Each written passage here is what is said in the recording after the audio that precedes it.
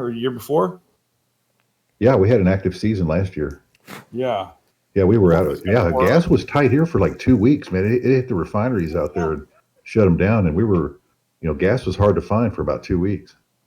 Yeah, a lot of gas stations around here are already reporting outages, and no supply coming in anytime like immediately or nothing. So hopefully it's not that bad, but it probably is going to be bad. Yeah, I just fill up the cars and we get some cans or whatever. So simple things keep you going for a while. Yeah. I don't know. I sat out Irma, and it wasn't too bad for us where we're at, but the models right now, all of them are kind of aiming the same direction. So I might want to, find some anchor points and tie down or something. You have a basement, don't you? Oh, no. We're in a trailer, bro. We're in like a 1910 trailer. Oh shit! Those are the first to go. Not quite that old, but yeah. Oh yeah, I'll be like a flying beer can. Put some wings on this thing. I can land it probably at on the lawn of the White House or something. You still got wheels on it, or is it stuck? It's tied down, but yeah, it's been here for probably longer than I've been alive, almost. Yeah. A lot of those mobile homes are not mobile anymore. Like out in the West, what they've done is they took out the original foundations and started just putting them in, attaching to the cement underneath, and they're not exactly mobile on the West Coast. I've seen that here now. They put like these concrete rails down. Yeah. And they're more stable. Yeah, a lot more secure. Allegedly, yeah. Allegedly. It's really not that much. I mean, it helps, but yeah. So, wow. Do you even feel the wind picking up yet, or anything? The weather changing? Oh no. I remember when I lived in Chicago, or when you never heard the tornado warnings when I was in Chicago, but when I lived in the west suburbs, you would hear the tornado warnings, and like the sky would turn. Like, this is only something that you would know if you've been near a tornado. The sky literally turns green. Like, it has to do something with the barometric pressure change. I don't know if you guys see anything like that when a hurricane happens. Well, it's like right before tornadoes. Usually, you get to see something like that. Yeah. Yeah, right before. Here is the winds won't pick up probably till I'd say maybe Sunday. Monday evening for sure, as the projections are showing us so far. So the whole other coast is the East Coast side is, I'm sure, in a panic. Yeah. I called my mom. She's in Jacksonville, and she's not responding. But I was like, well, we got some pretty good recovery crews in that area that we're very familiar with. Just FYI, man. Yeah, knowing her, she probably went to Maryland. So, well, that's cool. That's Yeah. smart. I told her when she moved out there, it wasn't a smart idea to me moving out to Florida. If you got the funds set aside that you can just evacuate like every hurricane season, you're great. You're great. Yeah, she's got a pretty good pension. She was a public school teacher for majority of her life, so she has a pretty good pension. That's cool, man. Yeah. Very good. I think teachers deserve to have a very good pension. Yeah, especially she worked. Most of her kids didn't speak English, so she had a pretty hard job, and she was always working with bare minimum, Yeah. Yeah, they've had a lot of, and I don't know if maybe this is across the country or the world. I'm not sure, but a lot of the teachers here, they spend so much investing in school supplies for their own classrooms, and I'm just scratching my head at they don't make enough the way it is, in my opinion. Yeah, they really don't. My mom realized that the only way to get up on the pay scale is to you have to because she wasn't being paid shit, so she went back to school to get her master's, and that was the only way that she could get a legit pay raise, which is just get more education under her belt to the point where they had to pay her more. And then you got the debt of going to school, Yeah. So Yeah, you definitely got to make more. Otherwise, Yeah. that piles interest ridiculously. Yeah. I don't know. Yeah, teachers overall are underpaid, and in fact, so much so that I've heard that it's not. There is a less demand. Well, there's a high demand for public school teachers, but the rate of people studying for it is not very high because in a lot of places, on average, you'll get a bachelor's degree or you'll get a master. Most teachers have like a bachelor's of some sort. And when you get into the field, you're only making on average, this is nationwide on average, you're making about 35,000. It's, to some people, that's a lot of money, but for the amount of financial debt you've already got yourself up to that point, doesn't exactly always equal out, I would say it really doesn't equal out at all because, man, I don't know. It's just a shame that education, period, in the States is so expensive and Well, you really can't get very far with any of it. Yeah, almost. I was talking to somebody in another Discord chat today. The problem, with the United States is, United States has third world problems in its education and medical sector. Education in a lot of countries are free, and it's always a great resource because if you have an educated society and if you have an educated workforce, your workforce is that much better, is that much more effective. And if you have not free, it's not exactly free in a lot of countries. You do pay out of your own out of your taxes, so your tax bracket is a little higher. Not a lot, but a little higher. And when they have single payer systems, you have a healthier workforce. If you have a workforce that can go to the hospital, get well, and get an education to better themselves, you usually have a happier population, By far. But Did you know? we Did you know before we invaded Iraq? Iraq had free healthcare and free universities and free education. I believe that. I really do. I guarantee they don't now. There ain't no way they're going to do all that. Well, yeah, the Ba'ath Party over there was socialist. Yeah.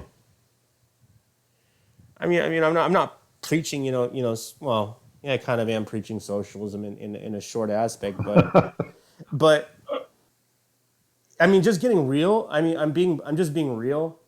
If you don't have a workforce, if you don't have a population that's educated, and if you don't have a population that's healthy to be your workforce within a country, then how do you expect anybody to be? I mean, you people generally do bad things like crime, drugs. They usually do bad things because they're unhappy. And why are they unhappy? Because they're generally lacking something in their life to get them ahead. Usually it revolves around medical and financial.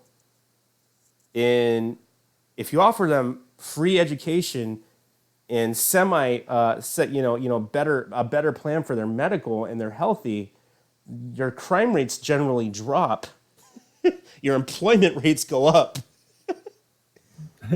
See, the United States has no interest in that occurring, though. Oh yeah, they control that they have currently. Yeah, it's even so bad. I put on the whole ADX thing. We're going to talk about that, about the prison system here. But yeah, even our prison system is fucked up because we don't help the prison systems. Okay, no, the Norwegian model for prisoners is the way to go. When people go to prison, they need therapy, they need help, and they need to get proper skills so that they can become employed when they get out of there. That's what the Norwegian model does. Very few prisons across the United States even implement any of this shit. Basically, what they do, you'll be down like in ADX right now. ADX is the new Supermax. It's the new Alcatraz of the United States. That's where El Chapo is. But the problem is, I was doing some background research on ADX. ADX now houses, they're supposed to handle the most violent criminals that are anywhere, but that's not what they're housing. They most of their population is mental health, and what ADX does is they throw everybody into solitary confinement for years at a time, 23-hour lockdowns, and sometimes 24. From what I'm hearing, I heard it's like a 24-hour lockdown for 3 days, then you get 1 hour of rec twice a week. But if you have mental health issues, this gets you worse. And I was also reading a report where some guy was in solitary for 6 or 7 years. They OR'd him, and he had no money. He had $200 they gave him. They OR'd him in his. They didn't even let him switch out his jumpsuit. They put him in shackles and handcuffs with his inmate shit on, gave him his clothes and his belongings, kicked him out of a van and said, "You're on your way." And then he was like, "Where am I supposed to go?" You know, like, Yeah. where all my relatives. He basically told the interviewer that when I was watching this report on it that all of his relatives have died. And the Bureau of Prisons are supposed to implement a reentry program, which they've been doing for the last, since I've known about it, since 2012. I'm pretty sure it's been going on longer than that. But what they do is they put you in, like, you're still in prison, but what you do is they you learn how to, they let you free for 8, 9, 10 hours a day. You go to work, Right. and they take half your paycheck, so that they save half your paycheck for you, so that when you leave, you have a down payment on an apartment, Right. And Yeah, and you get small increments of more freedom Yep. as you go. yeah, so that is the way the reentry programs have a 70% recidivism. That means 70% of them don't return back to prison because they have the skills to keep themselves support themselves and going back to crime to support themselves. I did some time there in Texas, and I ran across a older guy who was in there doing a life sentence, and he had like 2 years before he was going to be mandatorily put out on parole. Yeah. And man, this guy's like, man, I don't want to leave here. Everybody in my family is gone. I have no place to go. His brother that he thought he could, parole out to had passed on like a couple years before that. And this old cat's just like, man, I don't even have no desire to go out there. There's nothing for me. And he was scared to death. He'd been locked up, I want to say like 24, 25 years then. Yeah. A lot of those guys, they'll commit crimes to go back. Yeah, he was thinking about even preventing them from sending him out on parole. And I was like, man, whoa, I hope I never would get that kind of philosophy, Well, it's not crazy. I knew guys that would do stuff like that so they wouldn't get kicked, because they had no place to go, And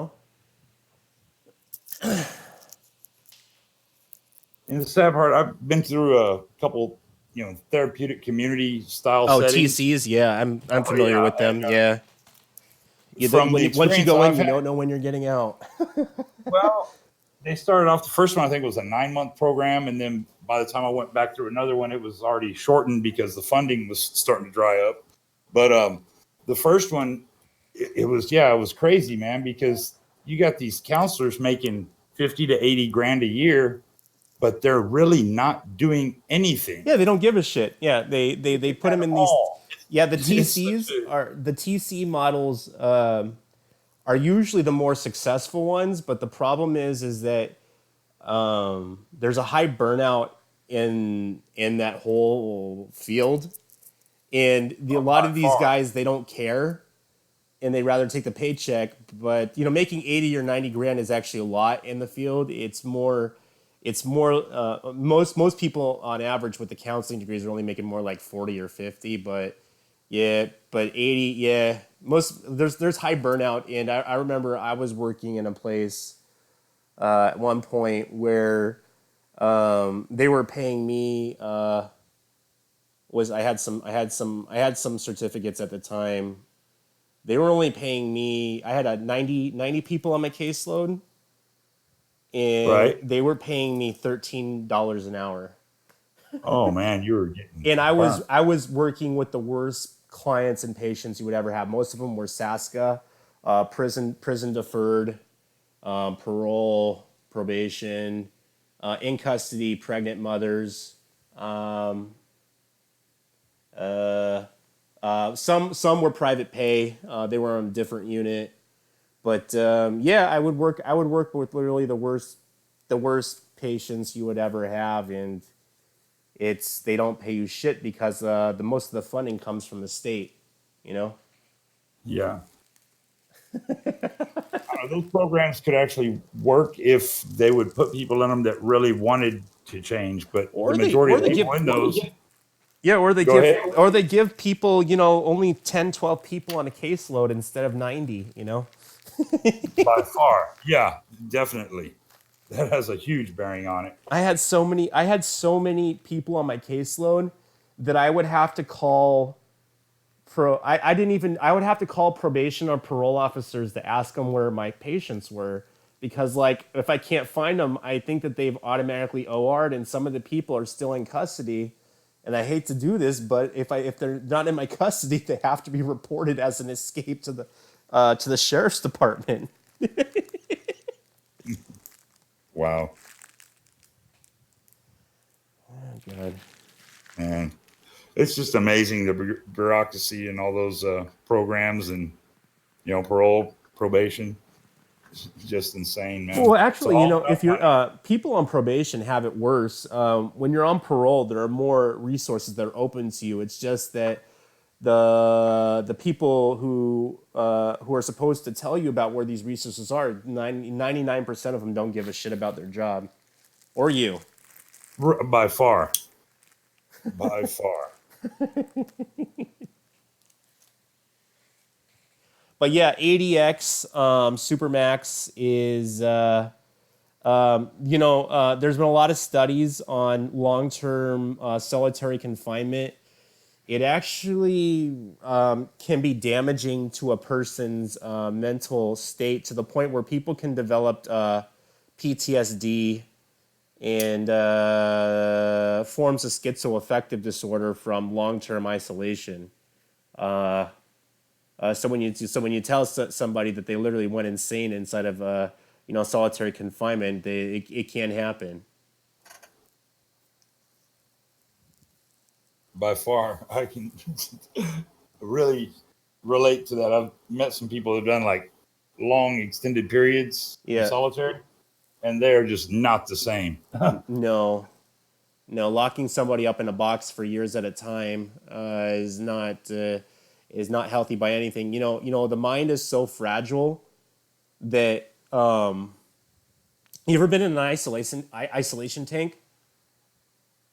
No, I have not, but I would actually like to try one of those. So the brain, when it's taken away from stimulation, the brain will try to make its own stimulation, i.e., hallucinations, for some sort of stimulus. So you can only imagine what somebody who's gone through solitary is going through. I'm not saying everybody's hallucinating, but what I am saying is that the lack of human interaction and the lack of sound, the lack of social interaction will do psychological damage to somebody. So true. Yeah, there's other aspects of like the construction of the building, actually being removed from like the solar radiation and normal magnetic fields and all that really does mess you up. Just that aspect of it. Yeah. Yeah, I remember waiting to get sent to go do some time, and I was just like, man, I want to get there already because I can go walk on the grass there, In Oh yeah, county I know that jails, feeling. oh, if you're stuck in county jails, you don't move around, you don't see nothing, That's why you always want to be a worker so you can move around. Yeah, by far. That's a big tempo on that one, man. Or go to school, one or the other. Oh. But yeah, that's where El Chapo was locked up right now at the ADX Supermax.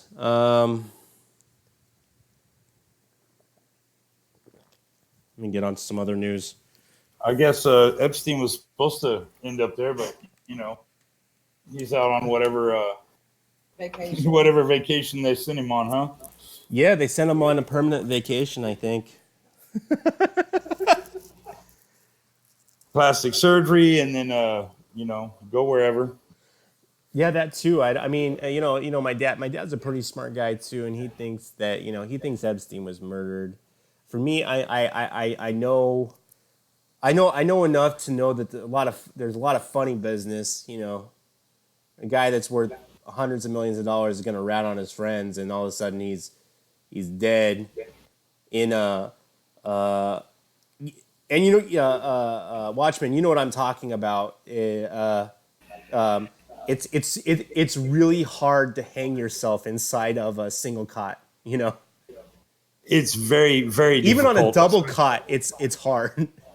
Oh, but even if there was a double cot in there, I don't really see how the story is possible at all. Yes, because And they put the lights. They're in the corners of the wall. They don't put any lights in the center anymore. They're always in the corners. You would have to be very, very constructive at coming up with a way to make the story they're feeding the people viable, in my opinion. Yeah, because even if you jumped off your top bunk, the only thing that you would have access to hang yourself with would be your pants. Yeah. Well, because you can't strip that cushion. Well, I mean, unless you have a razor. I mean, yeah, you could, but it's gonna snap. It's amazing they didn't have any pictures of any of the materials used. For him to supposedly that he used to do this. Where's the pictures of the sheet or whatever materials he used? Well, yeah, see when people hang themselves, they generally this is kind of morbid. They don't die from the asphyxiation. They usually snap their neck, and that's how they die. So when you have something like Epstein, even if he jumped off of his top bunk, they're not high enough to the point where you would string yourself. So he'd probably be standing at some point, and by the time he passes out, he'd be in a position where he would be able to have air again, because most likely he's pushing himself against something to strangle himself. The second he loses consciousness, he's going to collapse to his knees, and he's not going to be in that awkward position again. So killing yourself, and one of these, honestly, I would have believed he would have killed himself if he would have had a hole in his head from the edge of the concrete. Yeah, you know what I'm talking about, the edge of the concrete or the day room table. Yep. Steel table or even a one of the bolted stools. I once saw a guy slit his wrists on one of those steel chairs. That would be viable. You know what almost. I'm talking about? Yes, I do. I actually do. And I saw another guy. I saw one guy commit suicide. They let everybody out in the day out of their cells for commissary, and this one guy, he did a swan dive on his face, and he died. Wow. But that would be like the way that you would have, I would have believed that if that would have happened, if he jumped off the second or third tier. But I'm like, he hung himself with a roommate. Yeah, I think he had a bunkie too. And that's what's weird, man, is they kept saying the bunkies been told to be quiet and all this, but I don't know if I just don't see him getting moved off suicide watch to somebody, a cell to share with somebody, and then all this happening in his cellie didn't bother to hit the button and say, "Hey, dude, this guy's hurting himself." Oh yeah, that's right. They got the blue buttons in Supermaxes. That's right. So, yeah. And they have the cameras in those things too. Yeah. Oh well. Yeah. And that camera just happened to not work. Okay. I don't know, man. I was gonna say, usually when they put you on suicide watch, you're stuck there for about 2 or 3 weeks, because the therapist, the psychiatrist has to clear you and to determine that you're not crazy or you want to kill yourself. And then even if they take you off by psychiatrist order. They still usually take put you on many medication before they move you. Oh yeah, they try to put you on medication anytime they can in prison. Well, yeah, the funny thing is once they put you on medications in prison, you can't get off of them. You have to take Oh, God. when I started seeing the lines at the pill windows, they used to be really short. By the time I finished all my little bit of trouble, it would take like an hour and a half, 2 hours for people to get their pills at the pill window. It's insane, man. Well, a lot of those guys, they were on methadone and stuff. They do that. They do the methadone program in the prisons.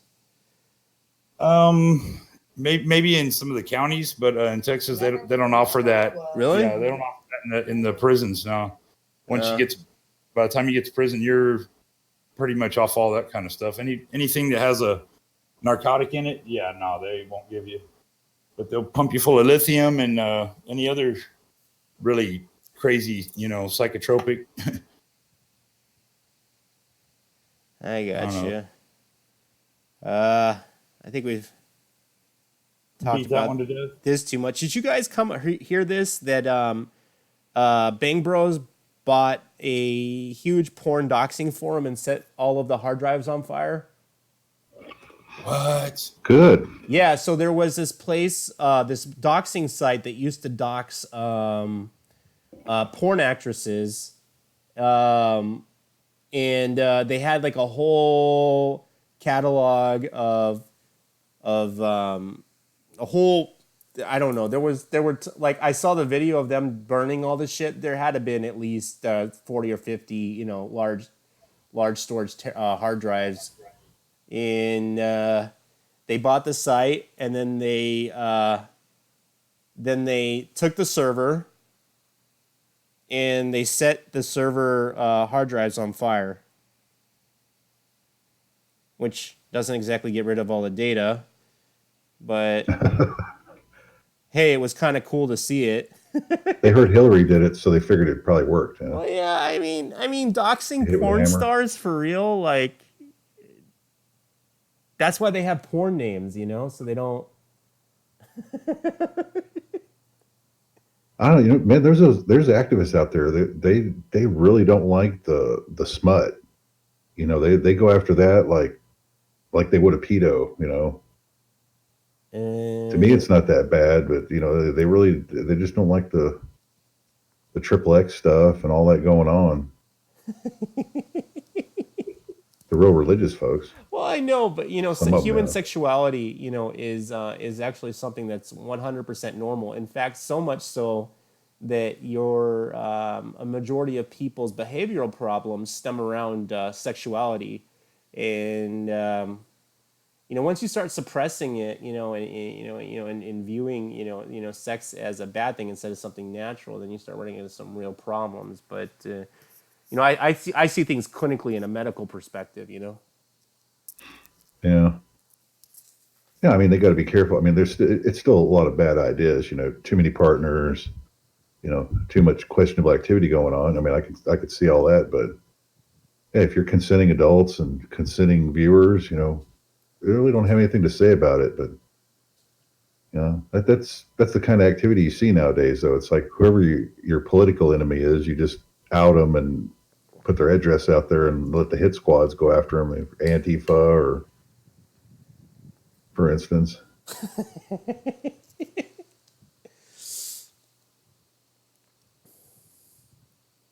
It's a different level of activism going on. Yeah. It's a more militant activism. Yeah, that's what I wanted to talk about. Like that shit that's been popping off in the Proud Boys, that went on again in Portland. I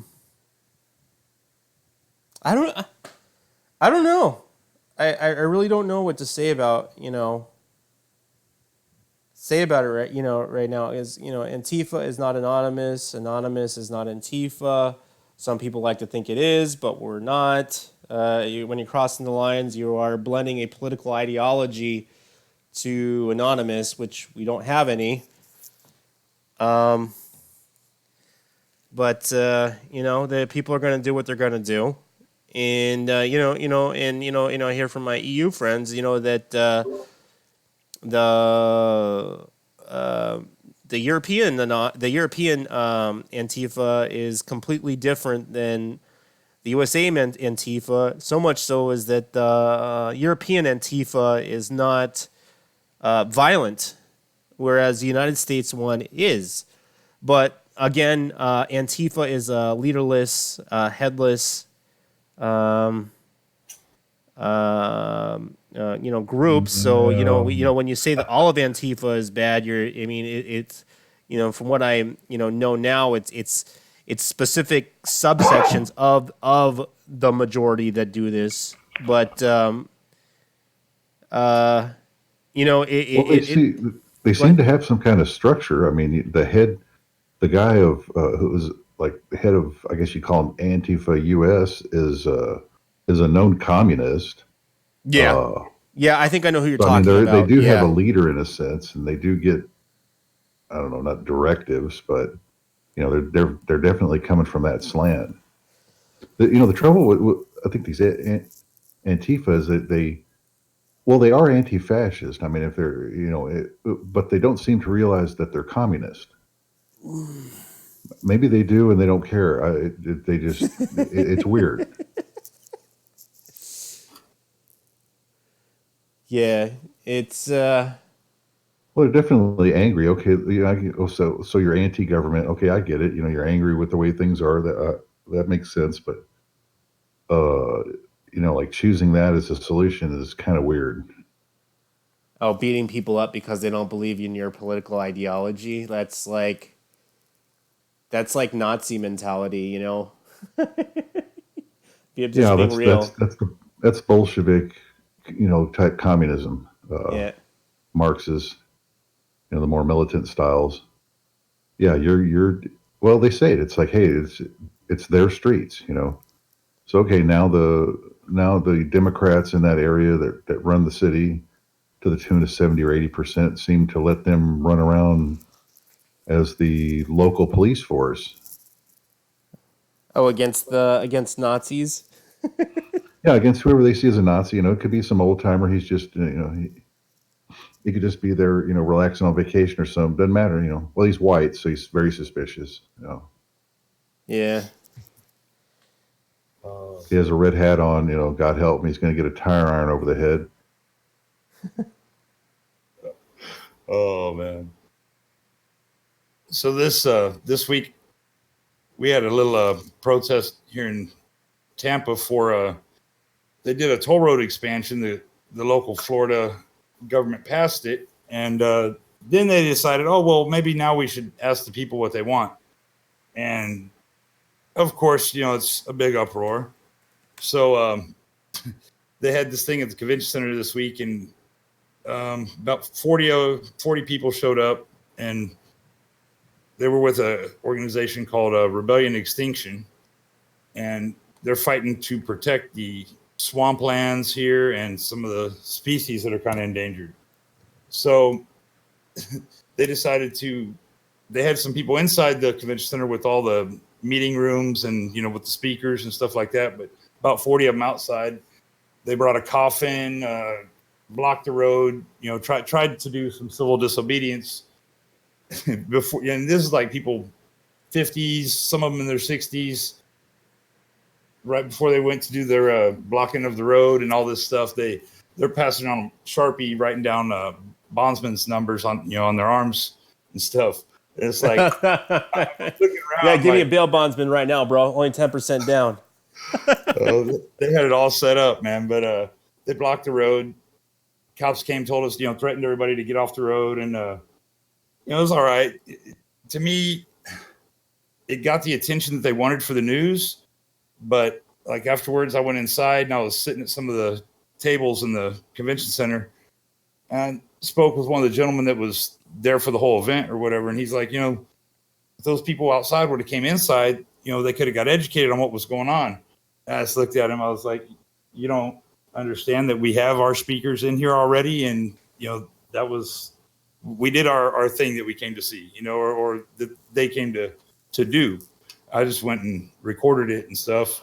Tried to live stream some of it, but really bad location for a lot of the. They had local media coverage on it pretty good, but it's only 3-second spot. When you get to your 5 o'clock news or your 10 o'clock news, so it doesn't really get the meaning and all the concerns to the people. Yeah. Am I talking in a circle? I hope not. No, you're fine. No, but it was a pretty good experience, man. I guess never seen people that dedicated. Carry a coffin. Yeah, carried the coffin out there, but 50 and 60-year-old people ready to go to jail, just to get some media attention. I don't know. I had to. That's what it kind of takes now. I mean, unless you have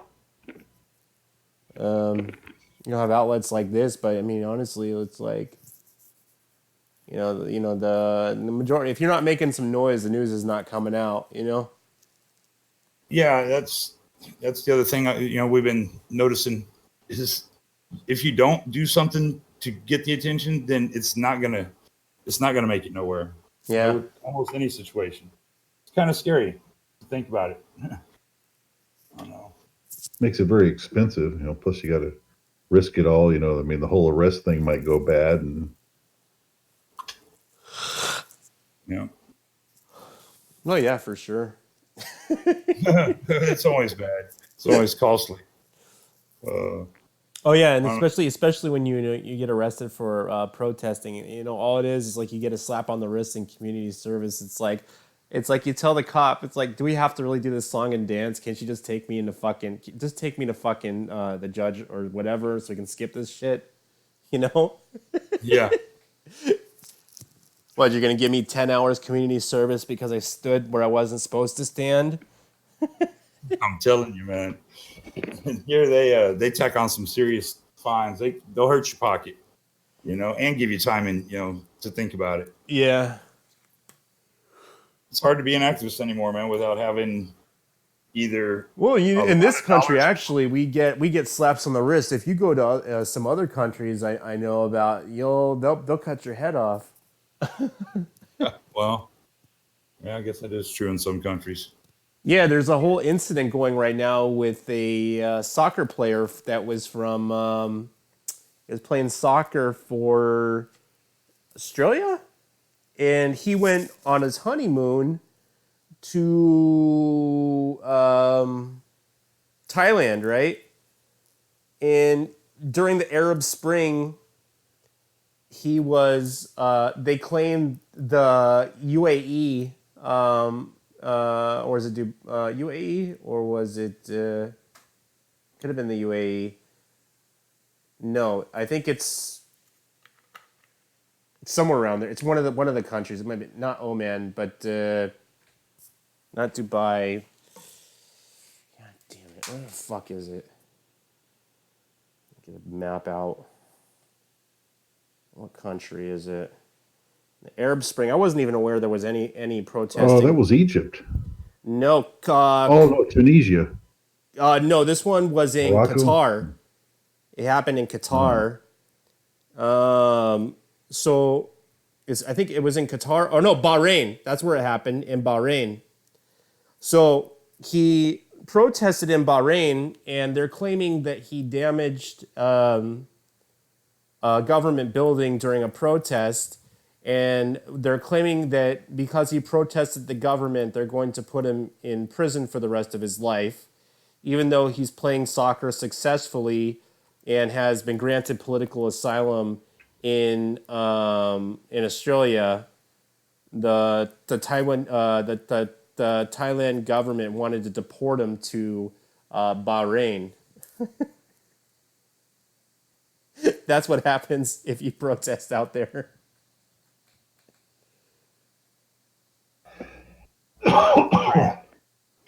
So they don't take the king didn't take kindly to it. Yeah, I'm not sure. I'm not sure who. Bahrain. I'm not sure who exactly. Oh, it is a kingdom. Okay, it is a kingdom. You're right. Yeah, most of them are. Yeah. Yeah. Okay. Yeah, don't insult the king. Yeah.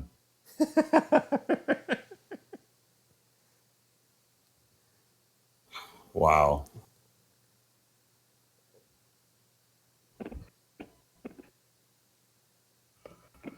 Well, you have that.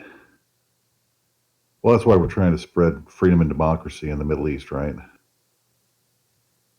Well, here's the deal: is that I hate to say this as much as I do, and this is a Western concept.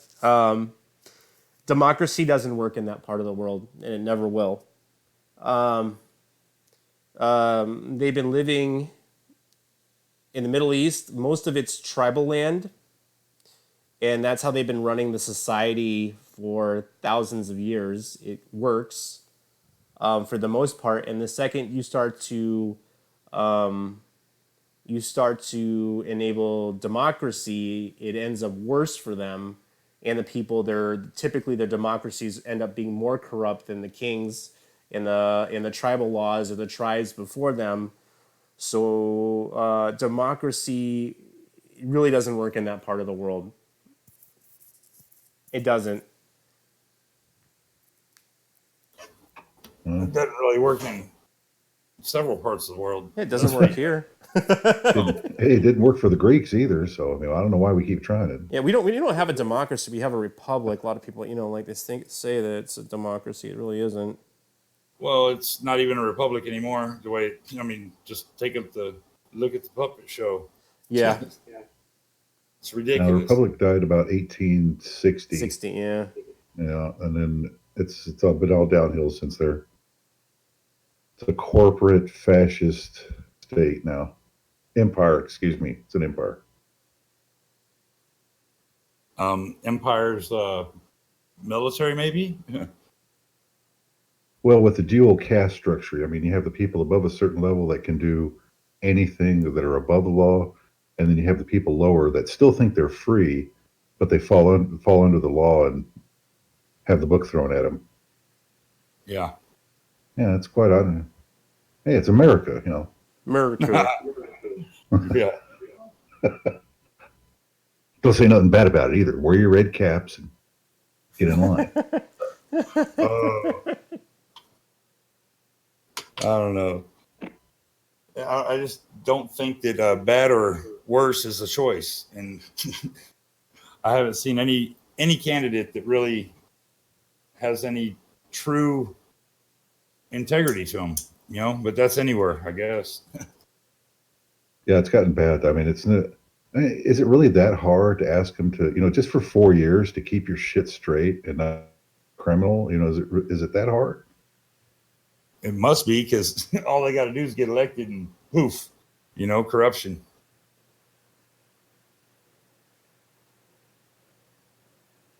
We just They need don't seem to hang in there.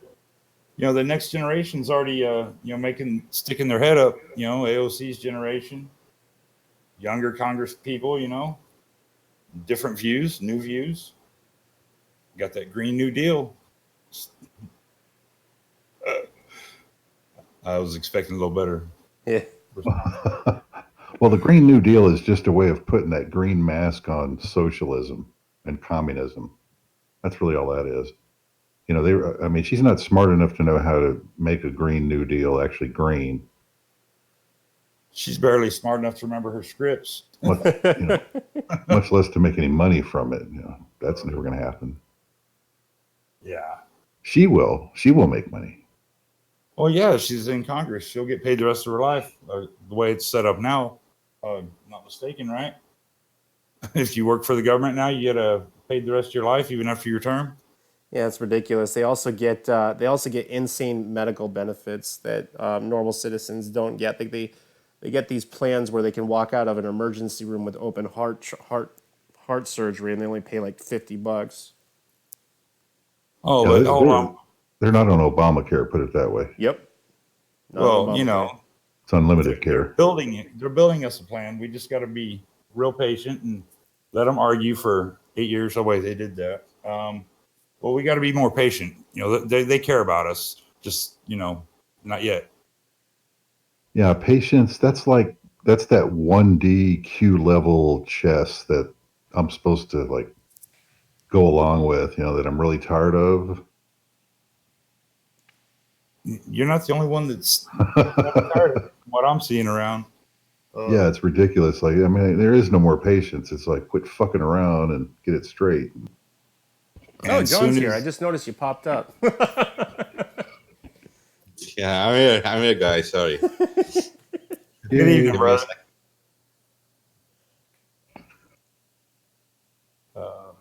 I'm doing some sharing on the show first. I see this isn't, What else did I got that's going on? Oh, Arjun's body was still not found, but his equipment was.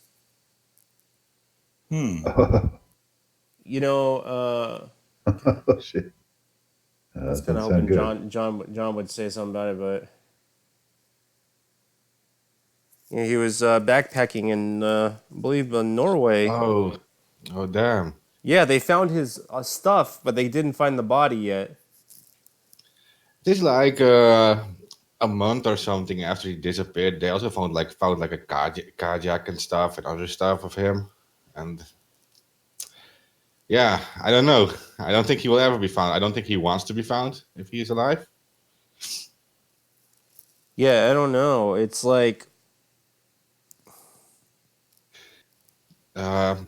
So this guy actually he trained journalists and stuff to like be like undercover at war zones. He actually trains people to hide, right?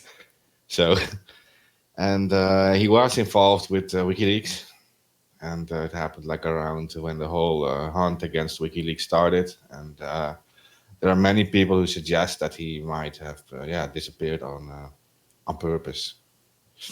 That's about it. So it's very possible that he did, and but it's also possible that something very bad happened to him. That's also possible. it's possible. I mean,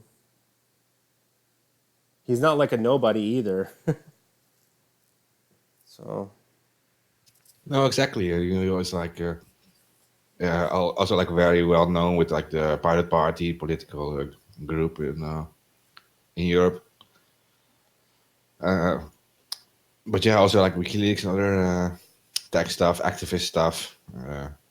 With a professional, so yeah, for a long time I thought somebody did him in.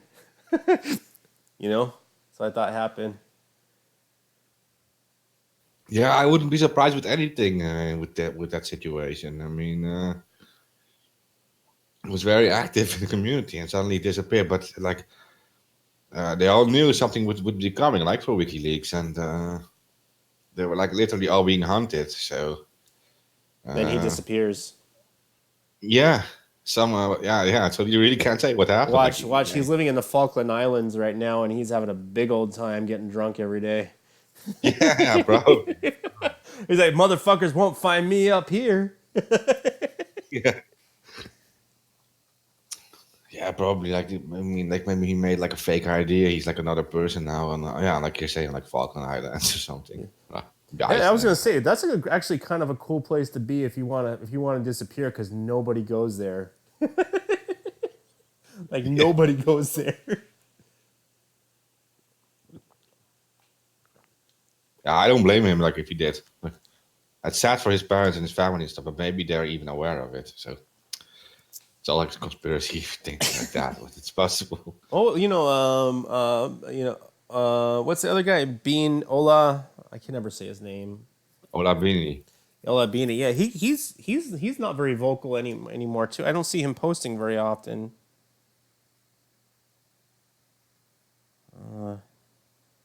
Is he? Has he been posting? Oh, he is. Okay, never mind. He has been posting. I just haven't been seeing any of this stuff. But they were like all picking them up like all at once, like all these guys. And I mean, so they were also busy on Iceland. They were like harassing several WikiLeaks people, like on Iceland, so where they can't actually legally touch them, right? I mean, on Iceland they're safe, but still. So we read about that before too, that they were like contacting WikiLeaks journalists on Iceland and intimidating them to give like stuff about Julia and to come with them, such things. Yeah, it was Ola, it was Arjen, and several others were being harassed. It's sad, actually. Is he that locked has to up be like again? this. What the? Is he locked up again? I don't think he was ever like legally fully released, and just like able to do his trial, like in freedom, kind of. Oh, so he's fighting on the outside. Okay. I would just I would leave Ecuador if I was him. That's what I would do. I would go back to Sweden. I would say fuck this. Yeah, definitely. Just leave there.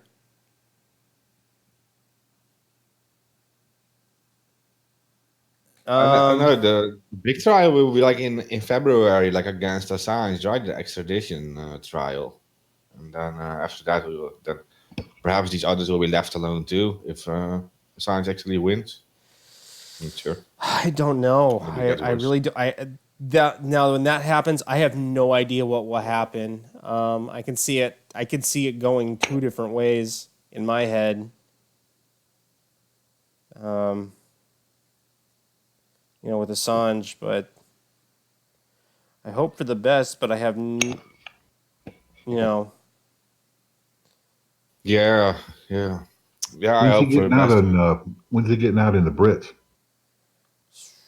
Out of his British sentence? somewhere in the winter, I think of next year. Next year. So that'd be January, February, somewhere around there. Uh, They've Yeah. already tried to do the extradition hearing a couple times, but it got delayed. I thought he got like 50 weeks though. Yeah. Yeah, man. When was all that going down when he got thrown in or taken out of the embassy? What do you mean? Say again? Yeah, I guess, man, I'm trying to think of 50. It doesn't seem like it was that long ago where he'd be getting that, but Oh yeah. Yeah, when he got nabbed out of the embassy. yeah. Let me see here. It had been 4 or 5 months ago, somewhere around there. Almost 6 now. Yeah. So technically, he would get a year for skipping bail. Yeah. But he can get like a reduction on that. Like if he like is like well behaved or whatever, he might only do like 8 or 9 months. So, yeah. April 11th. When the story was.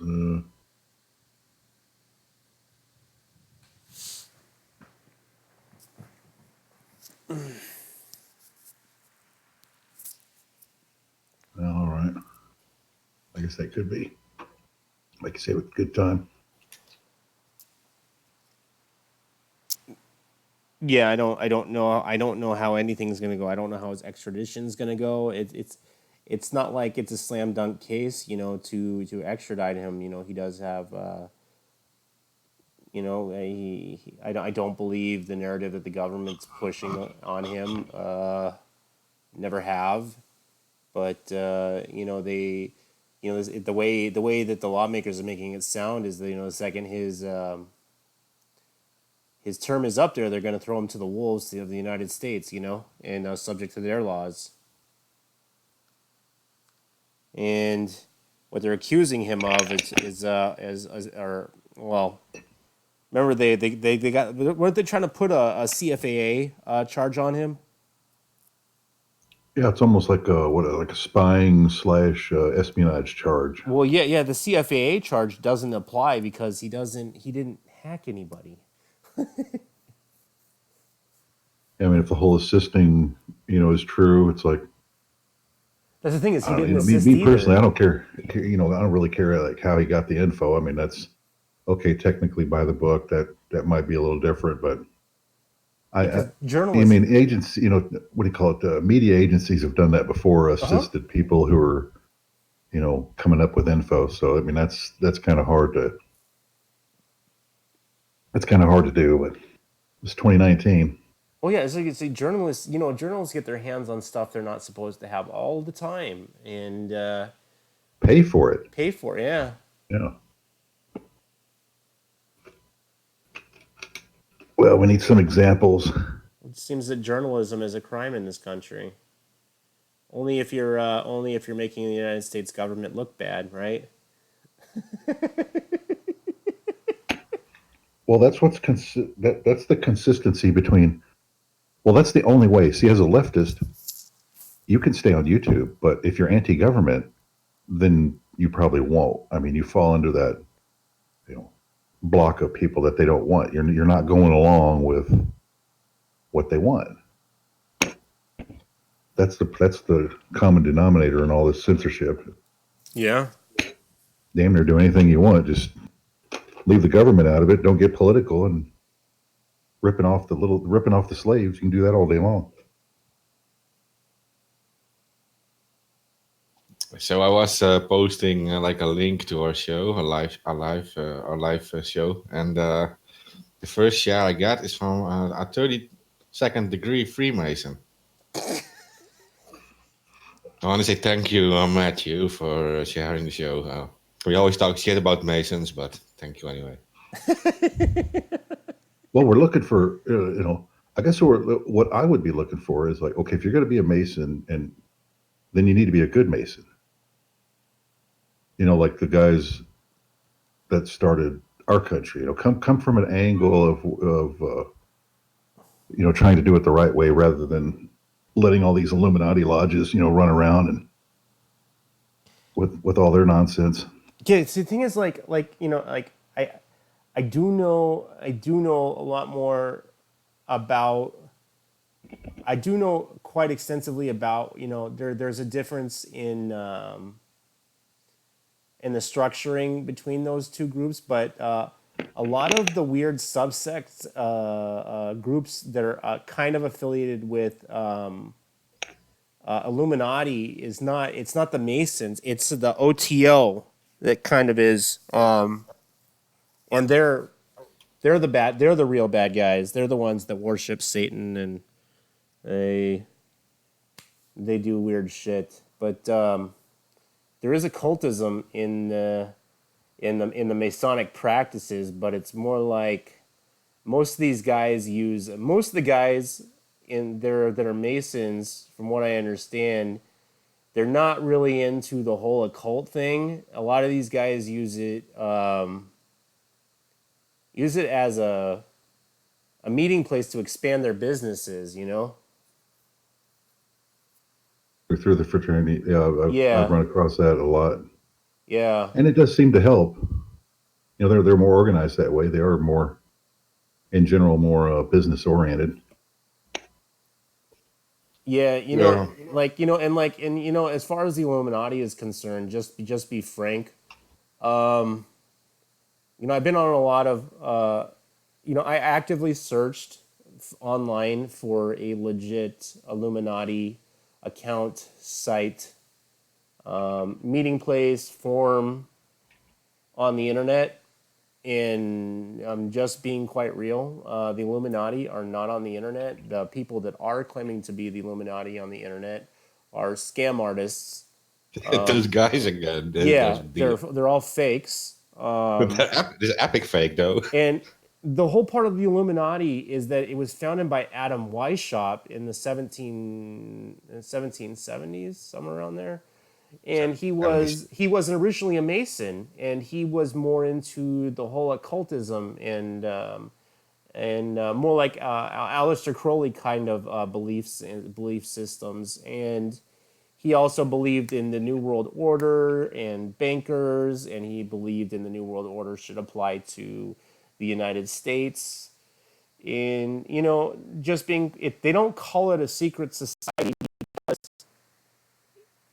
It's not a secret. It's a secret society, and this secret society is not on the internet. Like, I don't know how much more in depth you can get on that. And from what I understand is that when somebody tells you they're an Illuminati member, they're a liar because they're bound to the grave not to tell you. And And from what I understand about them is that they only choose from within, you know, a friend of a friend of a friend or a family member or relative. So they're talking about a very close knit group. So when they talk about the Illuminati, it's like, who, you know what I mean? Yeah, yeah, and of course, like high ranks within these lodges are like a different story than like let's say like an elite around the world who also maybe think they're like enlightened and whatever. Yeah, Yeah. the more darker stuff doesn't come out of the Mason lodges. It comes out of the OTO lodges. Oh, that's like That's this like, this sex cult. yeah, the Aleister Crowley shit. Yeah. Yeah, and I don't think many people know that Aleister Crowley was actually a friend of the one of the guys who started the OTO. Yeah, he was friends Uh, with Israel Rigardi, that started the Golden Dawn, and I believe the OTO stems from the Golden Dawn method. I might be wrong, but I think I'm right. yeah, so I already know the guy who like literally like started like the OTO, which was based on like the principle of like Aleister Crowley, but another guy started. I forgot his name for now, but I know he was a friend of L. Ron Hubbard, and in some ways it is very similar to Scientology, to like with the whole ranking system, like leveling up. this. Yeah. They do have that. Yeah, from what I understand. But a lot of it's they are 100% a cult, founded in occultism. They don't. The members know that when they go to an OTO lodge, it's not a business meeting that's coming at hand. It's a sex orgy, or they're doing some occult shit.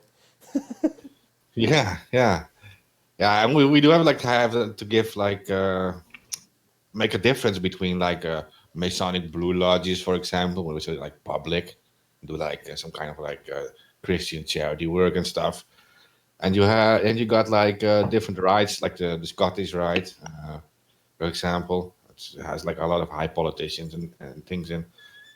But there are like different rites in Masonry, and then you have the so-called Shriners, like the OTO. They don't like you have like the official big like worldwide organization of like Freemasons, and they don't consider people like the OTO as like an official lodge, but they Yes, call yeah, them yeah. They actually Shriners. hate them.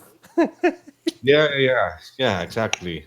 But like behind the scenes, like the OTO does have like Masonic structures, and they call themselves kind of like Masonic. They are, But they yeah, yeah, but they are 100% founded in black magic occult practices. yeah. There's no Well, denying it. If you go to any OTO lodges, on their listing on Google, 99% of the time you will see demonic statues, of particular. Most of them have Baphomet statues or whatever. They're not hiding it anywhere. well, they're supposed to be open to all religions. So I mean, I Oh guess yeah, oh black yeah, magic, oh you can yeah. throw it in there. Like Yeah, they incorporate Judeo-Christian, Egyptian, Wicca, Satanism, not the atheist Satanism, but the guys who worship Satanists, and then but yeah, the OTO is all inclusive. Yeah. I see you mentioned the Rosicrucian order or secret society, which is also you can also consider it kind of like a Masonic order. They were like these are actually even older, I think, than the official foundation of Oh yeah, the Masonry. OT the OTO actually stems like the origins of it stem before Aleister Crowley. It's based off of an older structure. Yeah, and the Rosicrucian order too. They are actually early 17th century, so they're like maybe like 100 years before Adam Weishaupt's Mason thing. And it said they were like interested in like healing and in occult knowledge and in mysticism and all these things. And they back then it was like never like publicly admitted that they actually existed, but a lot of people became like interested in like other occult organizations like Masonry later and OTO. Yeah. Well, the problem is the problem I see is there doesn't seem to be as enough or as many good Masons like there used to be. With all these dark houses essentially taking over and running the show, they seem to have the most power now. Yeah. Like the Rosicrucian, you read more about this kind of stuff. So this Rosicrucian organization was like a guy named like Christian Rosenkreuz, and they said like he traveled to some place and that he learned like the secrets of like magic and science. I think it was Damascus. God, And he came back. who was involved in the occult very who was a friend of Aleister Crowley, and you wouldn't believe me if I told you. I don't know. Who the guy that invented the Saturn V rocket? Warner von Braun. Warner von Braun was friends with Aleister Crowley, and there's a That's weird weird. story about him and Aleister Crowley using a lot of drugs and doing occult practices. While he was still in Nazi Germany, or it might have been post-war or somewhere around there, and so he's along with the guy. I think he was head of the propulsion program. So between the two of them, they got smuggled over here. But they both said the same thing. I think they're part of that Vril group, and of course they were higher up in the Nazi party and subject to all their what do you call it, the cult of the dark sun. The Black Sun. the Cult of the Black Sun. Never heard of it, but Yeah, you know there what? was Yes, an I did. SS Yes, Castle. I have. Yes, I have. Yeah, it goes to It was a that was lot of founded on a lot of Doom is really spun off of that whole dark side of the SS and the Wolfenstein Castle. That's all comes from real stuff. Yeah. In Nazi Germany, you had the Thule Society. Several high-level Nazis were part of the Thule Society, and you had the Vril Society. I think was another one. Yeah, But the Thule Society it was never like confirmed that Hitler was actually part of the Thule Society, but a lot of other high-level Nazis were, and they were obviously a Masonic order. But the Nazis did destroy other Masonic temples, a lot of them in Europe. They also That's confiscated a lot of art. They also burned castles and stuff of like high-level elites in Germany. So it seems like they wanted to like take care of the competition or something. well, they were interested in forming a vision, and these were all the things they had to do to make it look right when you're trying to do that. With all the propaganda.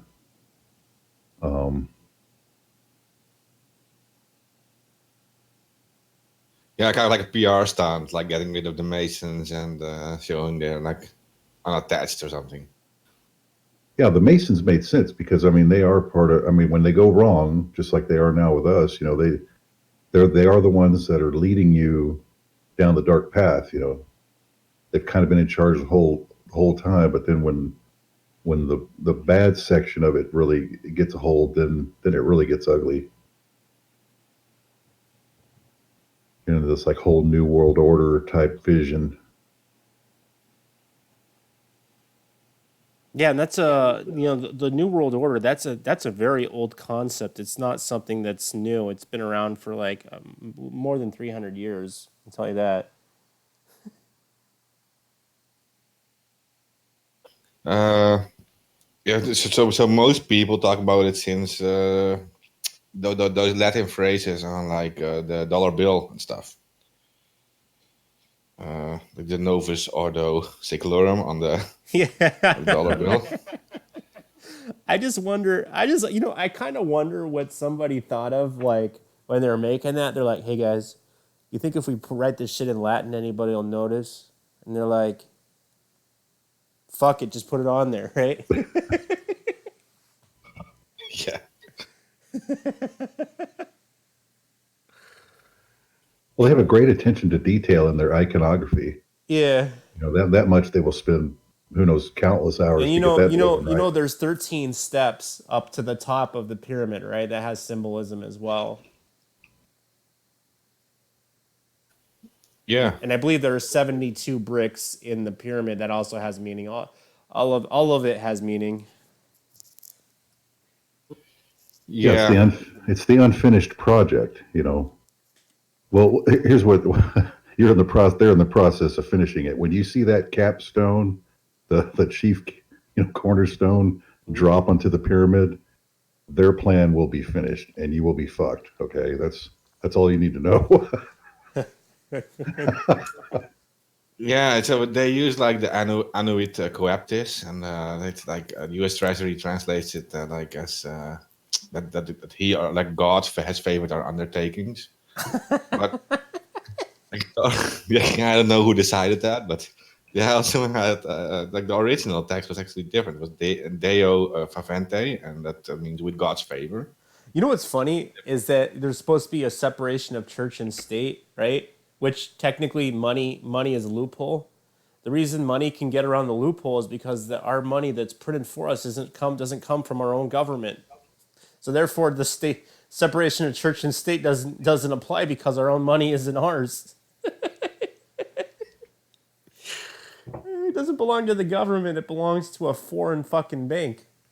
Yeah, I know exactly. So they can put fucking daisies on there for all they care, and fucking rainbows and unicorns.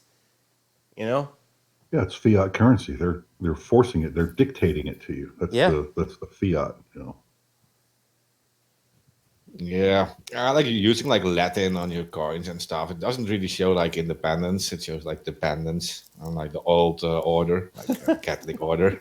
Like choose a different language. Honestly, you should have made it in like American like language of like native Indians, Native Americans. Yeah, that whole vision of Western civilization. I mean, that's. Well, I remember. Yeah, there was only one U.S. currency that had an Indian on it. It was the Sacagawea for the $20 gold piece. I think that was the only time we ever put an Indian on any currency. Yeah, because this plan doesn't have anything to do with the indigenous. Well, other than getting them out of the way, it doesn't have anything to do with them. Yeah. Well, I think Bob's gonna update me. I might have said something wrong. Oh yeah, Indian had dimes. Forgot about that. Sorry about that. Oh, well, they had the nickels too. Yeah, that Buffalo nickels. Yeah, there you go. I forgot about that. Oh, that's why I don't collect money. Just Bitcoin. Yeah, that too. Cryptocurrency High is solo. yeah, it's not a good week for me or anybody. If you're on crypto, there's some bad times. So one of the listeners is responding to the show about the Olabini we talked about earlier. Yeah. And, Jose Rivera, thank you for giving us. He said the Olabini court session is postponed for another date because they forgot to bring a legal interpreter. So, and the law says you are supposed to give a 72-hour advance notice. Ola's lawyer cites this law and requested a judge to annul it, but the judge refused, which is illegal. So that's it. Yeah, Ola should really just leave Ecuador. I know that he's staying there for reasons unknown to me. But bro, if you can dip out of some charges and leave, you should leave. You know what I mean? Like, We do know that court cases can fail on like these on faulty procedures, especially coming from the state. If they make all these kind of this kind of mistakes, they I know, but the yeah. Ecuadorian government's coming after him, and he was granted Yeah. asylum status from the president before, you know. So it's like the new president doesn't want to obey by international law or rules, you know. I wonder where you learned that from. Couldn't be from us, could it? Yeah, probably. They may as well just dissolve the UN. I mean, nobody's paying attention to international law, and nobody even bothers to go to the UN anymore. It's just like, you know what? We're just going to do it anyway. We don't need your permission. It's too much trouble. It's like you are almost. I would get some respect for the behavior of the UN, considering this Assange case. What they've shown was actually respectful, but you just can see they don't have any balls. They don't have any stick to hit with. Like they don't do anything. They just talk about it, and they can't. They're like not stepping in with anything. They're like. And I read something else about the UN again now in Yemen. They're actually like leaving, and because they're like underfunded, they say, which I don't believe at all. And they're like in the UN, they did have some humanitarian aid program in Yemen, helping like these people actually get some food and stuff. Mm-hmm. And now they're like leaving. They're like saying like we're underfunded. We're not getting enough donations. They're saying.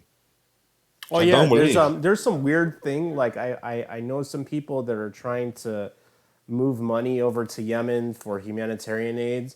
Like what happens, and this is something that has been going on for quite some time, is that banks and services to move money, financial services, the second they find out that you're sending money to Yemen, they block your requests. So you literally have to, you know, find some underground route to get the money over there. It's not like you do a bank to bank transfer, or you do a Western Union, or you do some, you know, some other thing. Getting money to Yemen is a hassle. Okay. Yeah. But you could do it with but is Western Union not delivering like in Yemen at all? Or? No, neither does the other one, MoneyGram. MoneyGram. They don't do it either.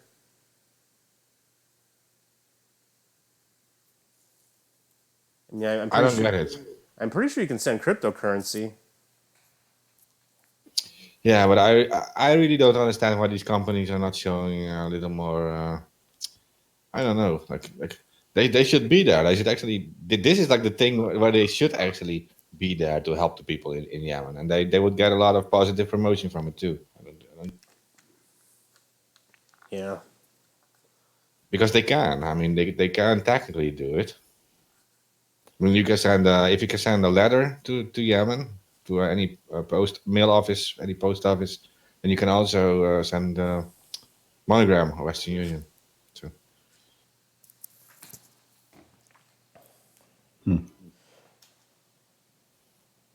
Yeah, there's a lot of stuff going on there. Like I hear gasoline is hard to get in Yemen right now.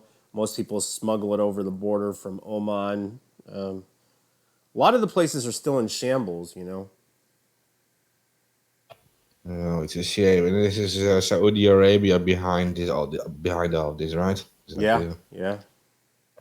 It's a reminder that these are U.S. funded people, U.S. supported. They're like the worst government you can imagine. The Saudi Arabia government. Well, pretty much in Yemen, nobody's in control. They don't have a real government. So. Yeah, it's like a been that way tiny for a while. area. Yeah. Like a tiny area on the south of like Saudi Arabia, and they're like the Saudi Arabian army is like is playing games like there. Yeah, what they do is they hire Sudanese, they hire mercenaries from Sudan, and then they go over to Yemen and they start fighting for the Saudis, to fight the Houthis, and they're not even from. It's a whole proxy fucking war. And the locals really aren't involved. The locals are the ones that are getting the brunt of it, you know?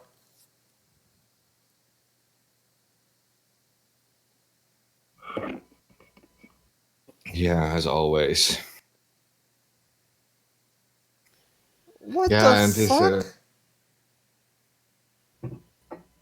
Why is Holy War trending in the United States? Holy War? Yeah. Well, I mean, you know how many of these people we've been moving into Minnesota. I mean, they got their own representatives now. You know, we were just talking about that a little while ago. I mean, America's changed I a was like, little all bit. right, guys, I'm going to a Not bunker. that much. I mean, you know, it's not that big a deal, but.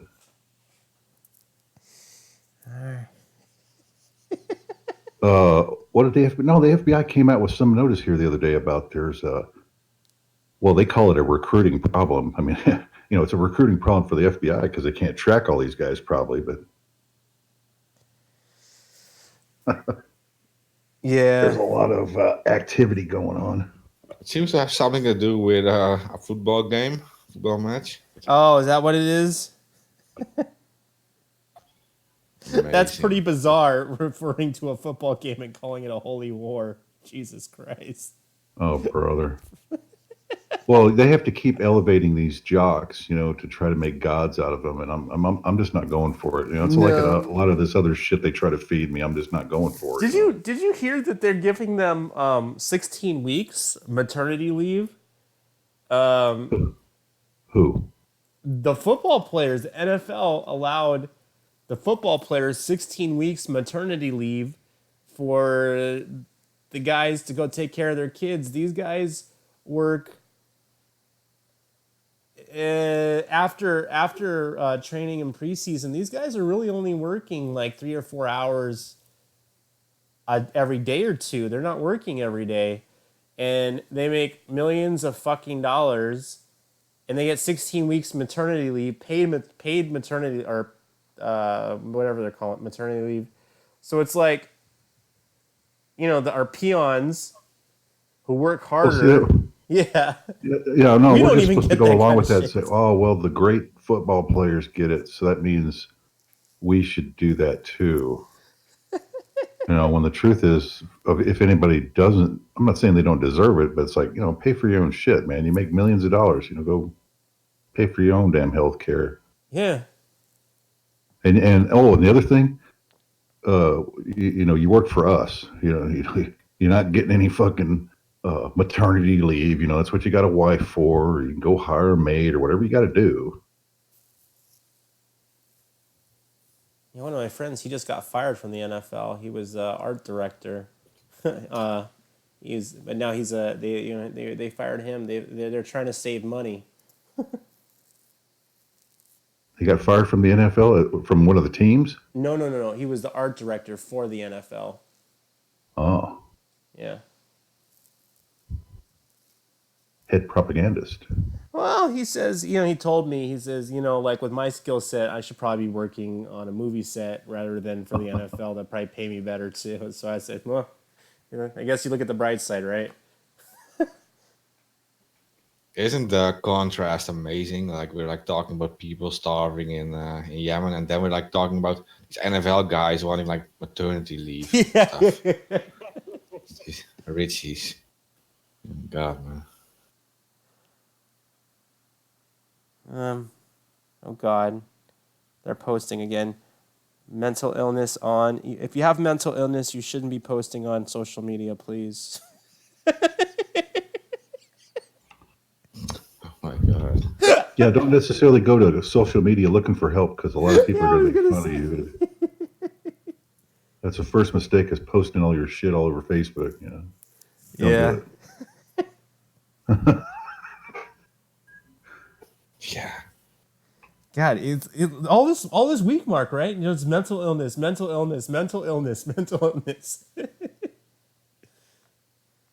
That was like social media, like Twitter and stuff, actually creates more mental health problems.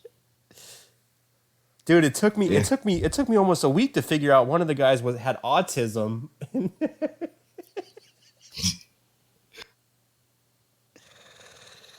Oh God. Well, these social media sites are great for narcissists. I mean, they're built for the narcissist. You know?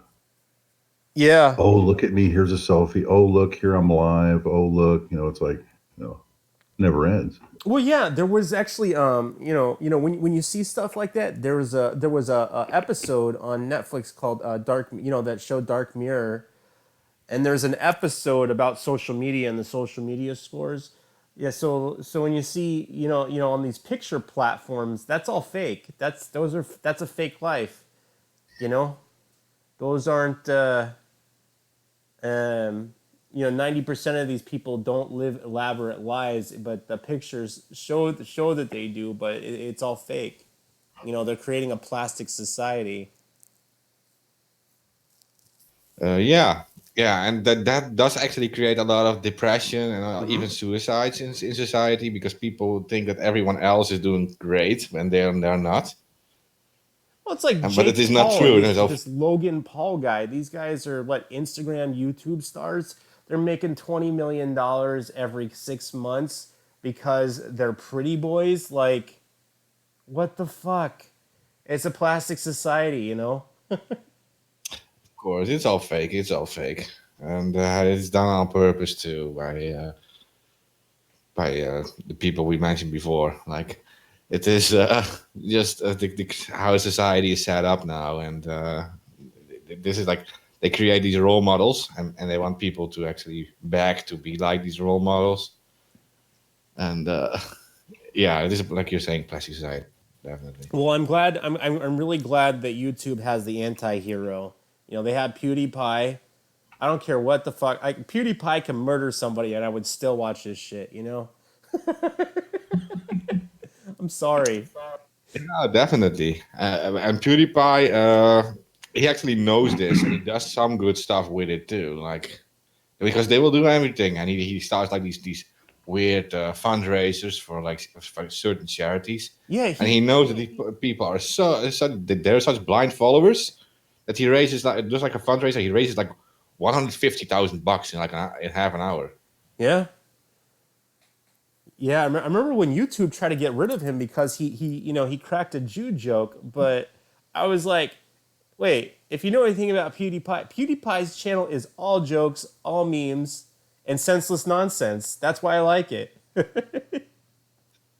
Most of his episodes are demonetized, I think, already by YouTube, but he doesn't make any money from YouTube itself. He just uses like these t-shirt sales and whatever crap in the description. So, yeah. But you're right, YouTube is already after him. But I think he's circumvented their stuff by actually demonetizing his own videos. So, yeah. I don't know, man. If YouTube had a face, it would probably be him or. I liked the early days of YouTube. I like what was it, Filthy Frank. Filthy Frank was like the YouTube star before PewDiePie. But Filthy Frank was pretty damn dirty.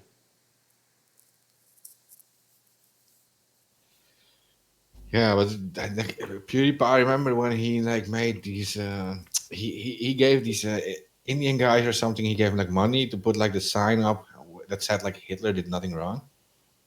Oh, is that what he did? They I thought he made a Jew joke, but I don't know. No, it was these two Indian guys. They were holding these huge signs up with Hitler did nothing wrong, but they didn't know what it meant. I mean, they didn't. They were just paid to do it for a troll. Oh yeah, yeah. I was gonna say that's the whole point of PewDiePie. It was supposed to be anything he does is satire or comedy, Yeah, of course. People just take one look at it and don't realize what it is. It's not supposed to be. It's not supposed to be serious. It's supposed to be a joke. That's the problem with people nowadays. They can't take a joke anymore. Well, you might hurt somebody's feelings, Tyler. Oh, Yeah. Well, when the president called himself the Messiah, I wasn't laughing. Well, then he was the chosen one, the King of Israel. Man, he was a lot of things this week, man. He was really on a roll. Man, he can't even troll, dude. He can't troll. He can't role play. If he's trolling, people think that he's just got into mental illness. So, already everybody thinks that he's gone mental.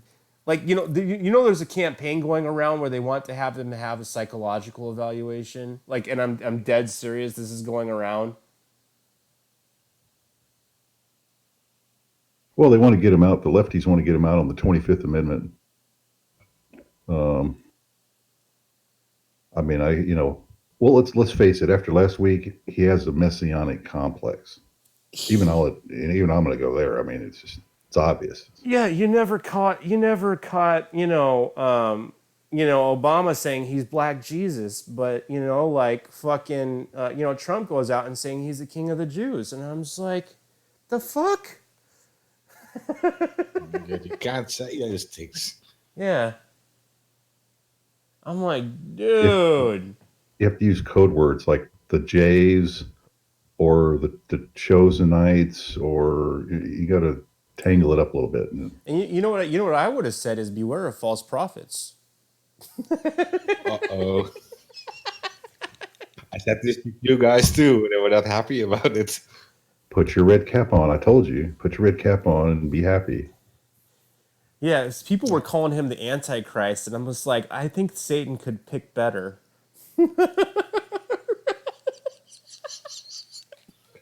You have to drink the Kool-Aid. It's a little different than Kool-Aid. It's Kool-Aid. Yeah, I don't think the devil would pick a retard to fucking start fucking Armageddon.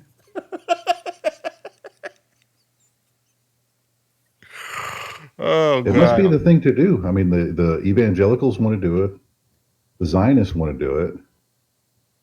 Oh, the apocalypse? Yeah, they want to fulfill the prophecy. Or they want it to fulfill itself. You're right. There is some weird, dark groups out there on the head of these religious and almost every Judeo-Christian aspect. Yeah, the caliphate, or if you want to go towards the Zionists, or you want to go towards the Roman Catholics. Yeah, there is some weird infatuation with fulfilling the apocalypse or the end of days or Revelations, whatever aspect of Judeo-Christian theology you want to go towards. But yeah, there is some really weird infatuation with fulfilling the end of days. And it's the most bizarre shit. It's like they want something bad to happen. Yeah, I mean, and they don't seem to realize, this was just a vision from a prisoner at a camp who probably wasn't getting fed very well. He's obviously hallucinating. Oh yeah, Second Peter, who wrote Revelations. Yeah, he wasn't Peter the apostle. He was Peter who was a follower of Christ. He was a follower of him. Yeah, and he wrote it while he was in prison. Yeah, John the Revelator. Yeah. Okay, so this guy. Anyway, I mean, what a great story, but it's just like, why the push to actually make it come true? I don't get that part. I don't know. Like, it's like if you read the Christian Bible, and then you go from like I was gonna say Peter, Paul, and Mary. God, what the fuck? Wrong book, right? So.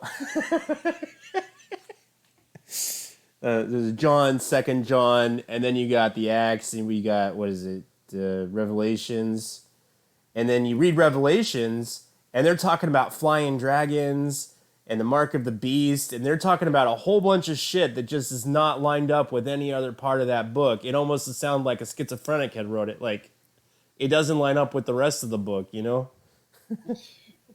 but if you're dealing with people who are like obsessed with like occult stuff, yeah, that you can actually think like they want this whole process to like complete before they can announce their final state or whatever, right?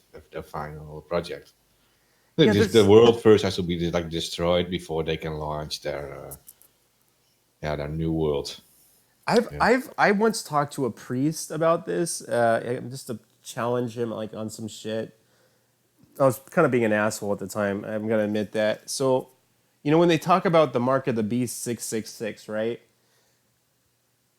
When they say 666, and 666 is supposed to refer to an astrology where you add up the numbers on a numerical value system on a Latin or Hebrew basis, right? So you have to deal with a language that is based off of a numerical values, right? Who the fuck wrote Revelations and what language was that written on? Because like, if you're saying that 666 is the mark of the beast, what language were you thinking? You know what I mean? Like there's a lot of flaws in Revelations. When people are saying beware of somebody who marks the mark of the beast with 666. 666 is a numerical value system based on astrology, but it's supposed to refer to a language, or a codex, right? But you can't decipher the codex if you don't know what language it was written in. Well, it was Yeah, and probably also Greek for him, wasn't it? What? it's Wasn't also it? It was mixed up. probably Greek.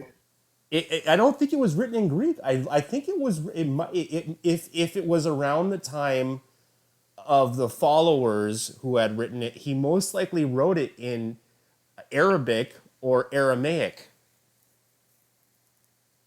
You know?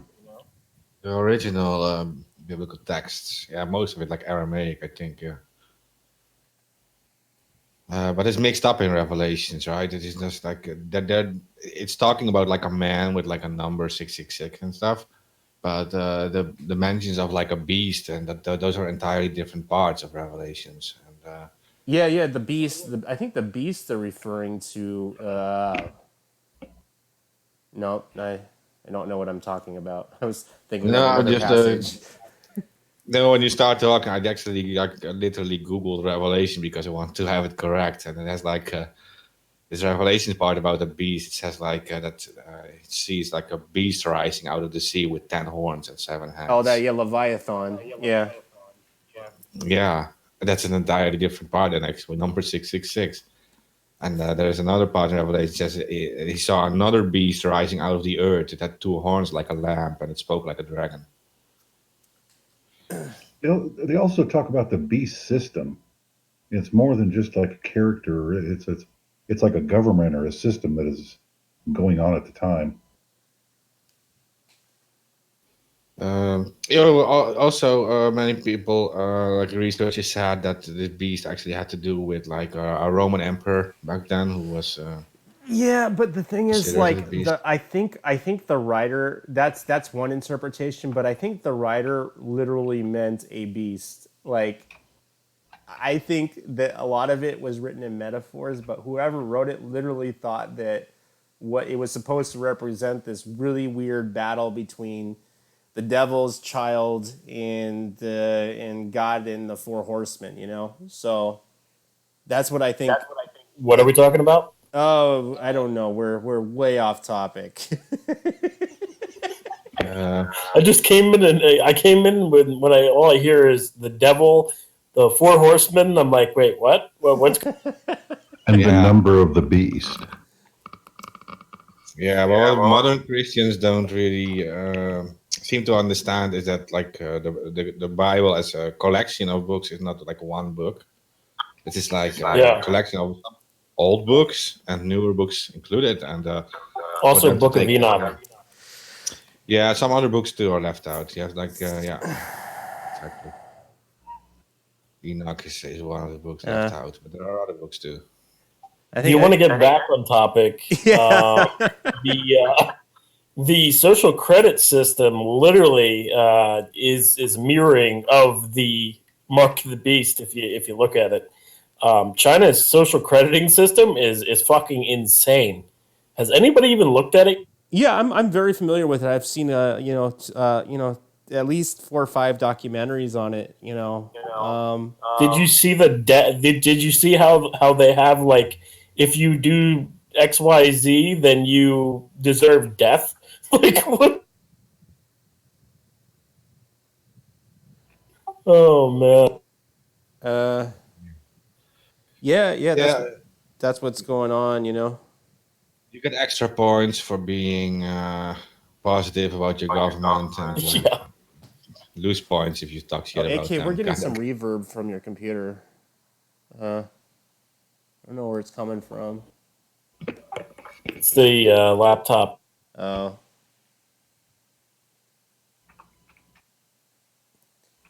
Needs a button to speak. Did I, I didn't mention, I want to go back to cryptocurrency. We don't like talking about money on this thing, but I am going to give a warning to people who do have cryptocurrency that Binance, I don't know, AK told me earlier that Binance did send out an email to people that they will be having, if you're in the United States, you will have to get off the platform by 12th. I still haven't received one. And I'm sure a lot of people haven't. And, on the 12th, you're probably going to see another dip in most Chinese currency, and it's going to be a big dip. So there are some bad times ahead if you are an investor.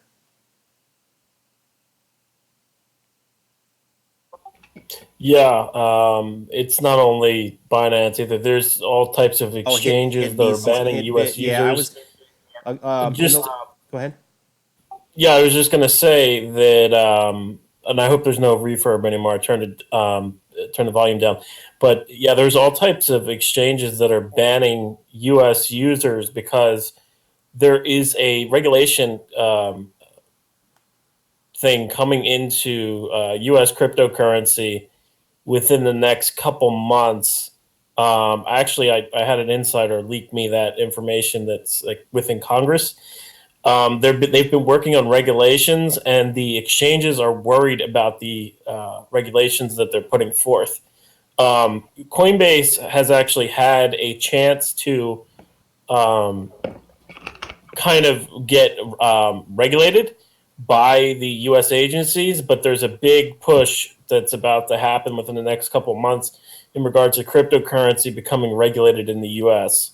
So, yeah, they're going to make it everything taxable, and like the IRS has actually opened up nodes on Bitcoin, XRP, Ethereum, and a whole bunch of others to track transactions of U.S. users. So it's going to be increasingly harder for people to use cryptocurrency as a way to hide their funds, and everything's going to be getting regulated within the U.S. So foreign exchanges are starting to ban U.S. customers so they don't have to deal with the U.S. government. Yeah. I watch Jordan Belfort, Wolves Den. He makes crazy podcasts on his YouTube. Who actually predicted this? He actually said it was happen. People know him as Wolf of Wall Street, right from the movie, and he was very much into the stock market and these whole pump and dump schemes and stuff. And I'm really worried about, and this is something that I've noticed, is that cryptocurrencies that don't have public ledgers are getting delisted off of American, the popular American exchanges. I think that's part of the regulation that they, you can't. Yes, it is. You're not finding Monero on a lot of these exchanges.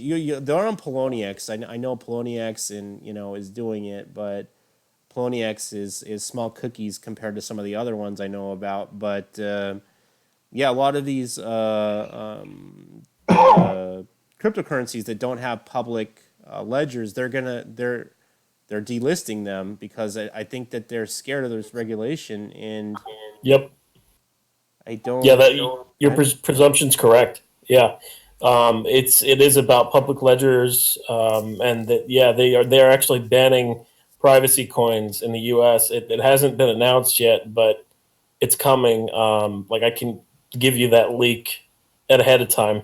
I know a lot of people within the cryptocurrency space, and they're banning privacy coins in the U.S. within the next couple months. It's part of the regulations.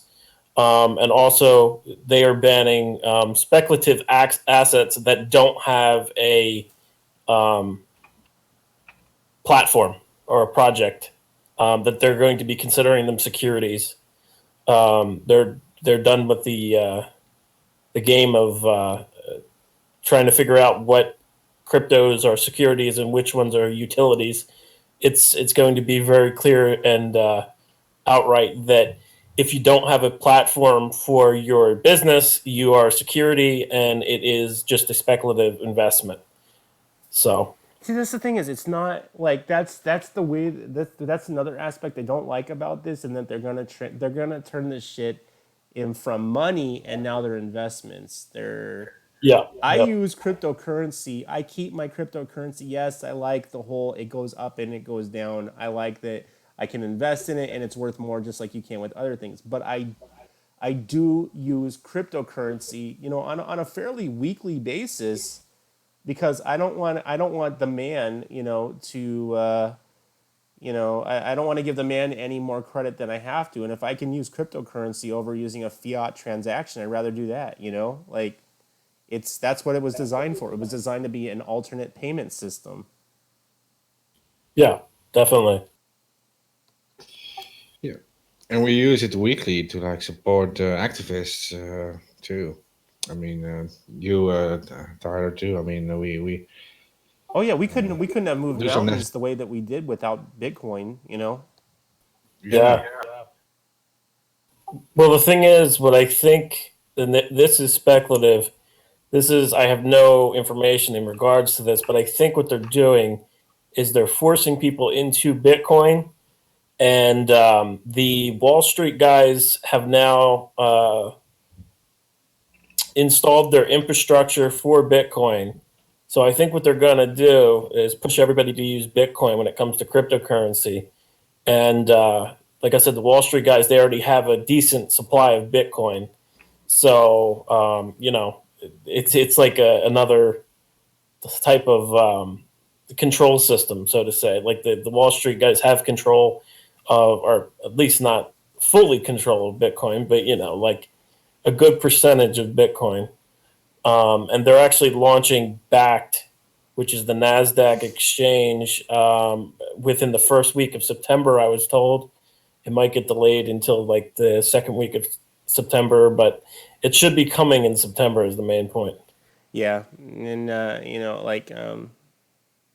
know it's already dipping right now. I think this is the second week of September will be the second wave.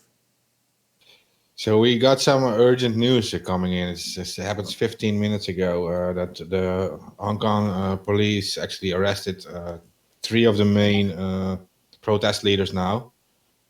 This is coming from Hong Kong Free Press, and they are arrested allegedly for inciting and organizing and participating in unauthorized assembly at the Wan Chai police headquarters on June 21. That's what they're arrested for now. So if people are into the Hong Kong protests and involved with that, stay safe now. I mean, or become safe. Don't share anything private anymore, because they are coming down on you guys. And you know how the Chinese government works. So be careful with it. They are cutting down on the protest now.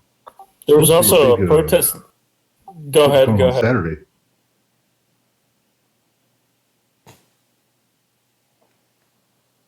Hello? What's going on Saturday? There's supposed to be a big protest coming up on Saturday. Big event. Yeah, well, they Hong arrested Kong. 3 of the main guys now in Hong Kong. And it just leaked 15 minutes ago. So it just happened. Yeah, I was going to jump in and say that they arrested somebody else who was a leader earlier today. I saw the headline that one of the main organizers was charged as well. So they're starting to crack down on Hong Kong for sure. I think maybe that you were referring to Joshua Wong. But there are now 3 others too. So perhaps he... No, I'm not going to say that. No, I think it's 4 people now. Yeah, I think so too. I just wanted to confirm that it was 4 people and not 3. Yeah, no, you're right. Yeah, so we knew it would be coming. I mean, the PLA has entered the area for a while now, and they would be coming down on them. Also, one of the protest organizers was actually attacked very recently by masked men with bats. And the Chinese army has moved into Hong Kong and is very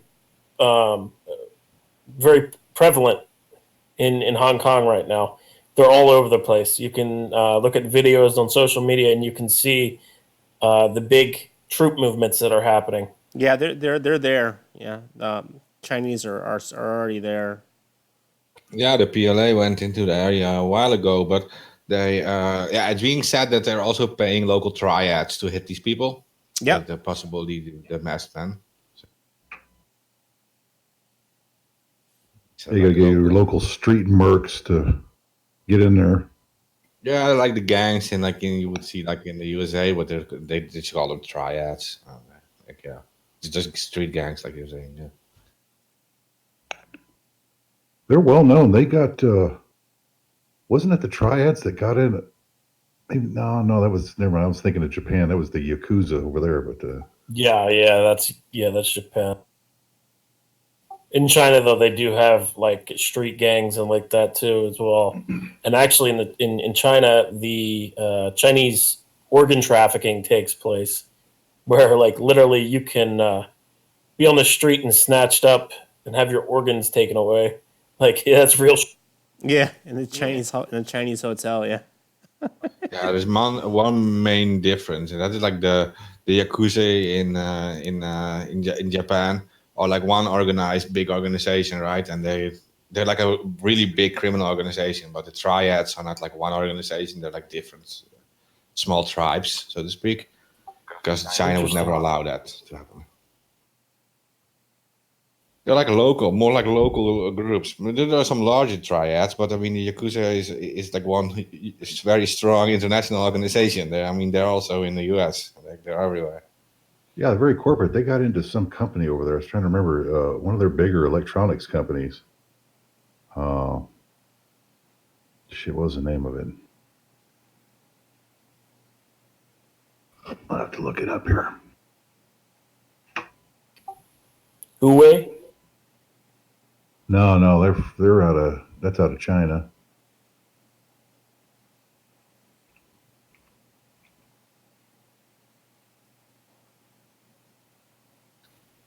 Well, the I don't know, protest but will still go on, even though they arrested a main guy. That's not going to stop the protests. That's funny. It was funny they embraced like a Pepe the Frog. Yeah, they did. Yeah. Yeah, that's hilarious. Remember when they were singing the Pledge of Allegiance, and I was just like, okay, give them props for that, but I really don't care about America, and it's not a good. I don't know. I just didn't think it was a great analogy to be doing that. But hey, they're protesting. They're doing whatever they can over there, you know. Well, Pepe to them is like a symbol of free speech now, right? Yeah. Like because the Pepe guys are being silenced on the internet, they're embracing Pepe as a free speech symbol because they're not blind. People are watching this kind of stuff happen. Like look at American politics. You have like left and right, but they're infighting, but they're not always understanding that countries from the outside are looking at them. And when you are censoring what's called like the alt-right or like who like adopted Pepe as their symbol, which is not their symbol at all, but they adopted it, but they are being silenced, censored from social media and stuff. These people in Asia and stuff, they see this too, and they're embracing it now. It's like a symbol because they don't care about politics. They just care about people being censored. So yeah. Yeah, it is interesting that how such things manifest there, and now the chants in Asia are much bigger than the Western chants anyway. I mean, 2chan and 4chan. So they all originate in Asia, right? So. Yeah, I don't know what's going to happen. I don't know. And unfortunately, I feel like they have to keep on protesting, you know, to keep eyes on Hong Kong. It's actually a good strategy, to be honest. Yeah. Well, you know, the second they stop looking, you know, the Chinese might come in and do something, you know. China's going to destroy them. Yeah. Yeah, well, China has always had that big thing with Hong Kong, one China policy, and Trump actually challenged it, which is hilarious. Yeah, I mean, you hate or like Trump or not, but I mean, he did challenge the one China policy, and he pissed them off like. Yeah, yeah. But it has to do with I think has to do with like the Huawei thing and all that the trade war and Oh stuff. yeah, for sure. Yeah, he's just like trying to hit them on like the local market too. And yeah, I think this is a smart American thinking, I guess. But he didn't develop this plan alone, I think so. Yeah. Well, we have tariffs that were just released on China, so Yeah, this whole thing is turning into a shit show. And, to be honest with you, I have a coworker that defends Trump up the wazoo. And, he says the Chinese are fucking us over. The Chinese are fucking us over. And I said, no, the Chinese never fucked us over. We allowed this to happen over a period of 40 plus years. Chinese never fucked us over. We knew what they were doing. We get a Yahoo president in there that doesn't want to do business with them, even though 88% of our goods come from there, or 80%. Like Trump, economic. I don't know how a guy with $1 billion, if he even has it, understands that he has. We don't have the cards in our hand. The Chinese do. They have all the cards. If they cut us off, could you imagine 80% of our products not being here next year, and then Americans have to start forking and start building factories again? Oh God, it would kill this population. It would kill this Tyler. country. It would just kill it, man. It's so pathetic. It's just, they'd have to stand in a factory line actually producing something. Fuck. Well, it's not that. It's like most of these companies in America don't have the resources to be doing such things. They don't. You cut out when you said that. Yeah. Oh, I just said. Yeah, it was doing like last week. Yeah, that's weird. Yeah, you have this in the Discord chat. It's cutting out, but on the stream itself, I think people didn't hear it. That's because I'm plugged in two ways. I'm plugged into Discord, and my mic is also directly broadcasting out to the stream. So it's like, even though you guys don't hear me, they can hear me. Okay, let me try switching the server. Uh-oh. It worked last time, and I only cut off like a second.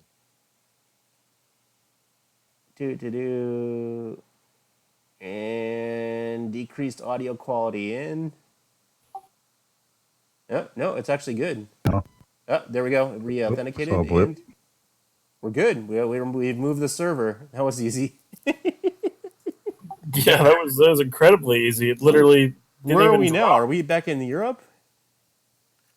We're now in, I think, around Mexico. Oh, we're in Mexico? Okay. Yeah. That should work good for me. Man, we just teleported to Mexico. Oh, no shit, man. I got a real low ping, like between 20 and 40. I'm really doing good. 16. Let me see what my ping rate is now.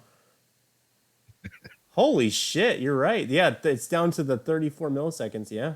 I never see it that low. Hell yeah, Mexico. Yeah, you're no longer cutting off. I mean, yeah. I don't think anybody's using a Mexican server. Only at the local restaurant. Oh, well. It's good for us. What were we talking about again? Tariffs and Trump and Yeah. That's good about the production. When Trump wants to start a trade war with China, I don't think he knows what the fuck he got himself into. Like, if you wanted to fight China in a trade war, you would start by building an infrastructure to fight them.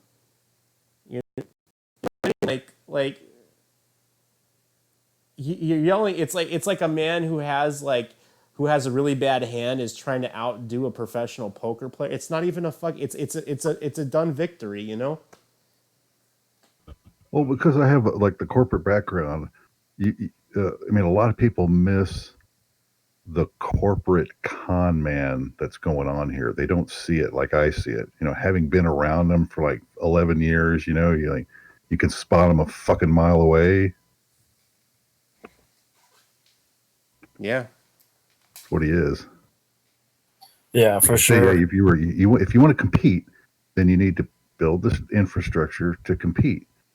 You know, you're not going to be going there with your slick talk and blowing all this smoke up people's ass. That only goes so far. You know, Especially Not with real. China. I mean, fuck, he's literally he's risking world war with by doing that to China, like over trade. You know, like the U.S. was actually sailing ships through the South China Sea, and one of the Chinese commanders actually threatened and said that basically said to the Chinese military, the next time the U.S. does that without permission, they should blow up a U.S. ship or ram it. Like he's literally risking world war with China over a trade war and these military moves where they're trying to intimidate China. It's like you're not going to intimidate China.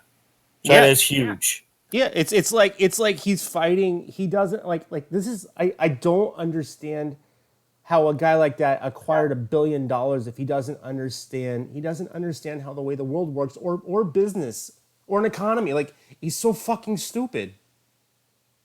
Especially the economy part. He doesn't understand monetary policy. He doesn't because, understand politics. China is like selling worldwide now, and China has a big problem with with the currency rising in value. The products become more expensive. But now this trade their war currency is devaluing right now. yeah, and that's exactly the goal or the desired thing the Chinese government would want, because their products become cheaper to buy from the rest of the world. Yeah. So yeah, the Chinese are only benefiting from this. They will get more buyers for the products. So yeah. Like they're an export economy. They export products, and they benefit from a low currency. And they had a problem for a while with the rising currency because they're doing so well economically. And so this whole trade thing Trump is putting against them is actually keeping the currency down, keeping them interesting to buyers. So yeah. He's so stupid. Oh, and just to say how he acquired that much money, loopholes. Literally, did you see that he wrote off like it was like $1 million on his tax?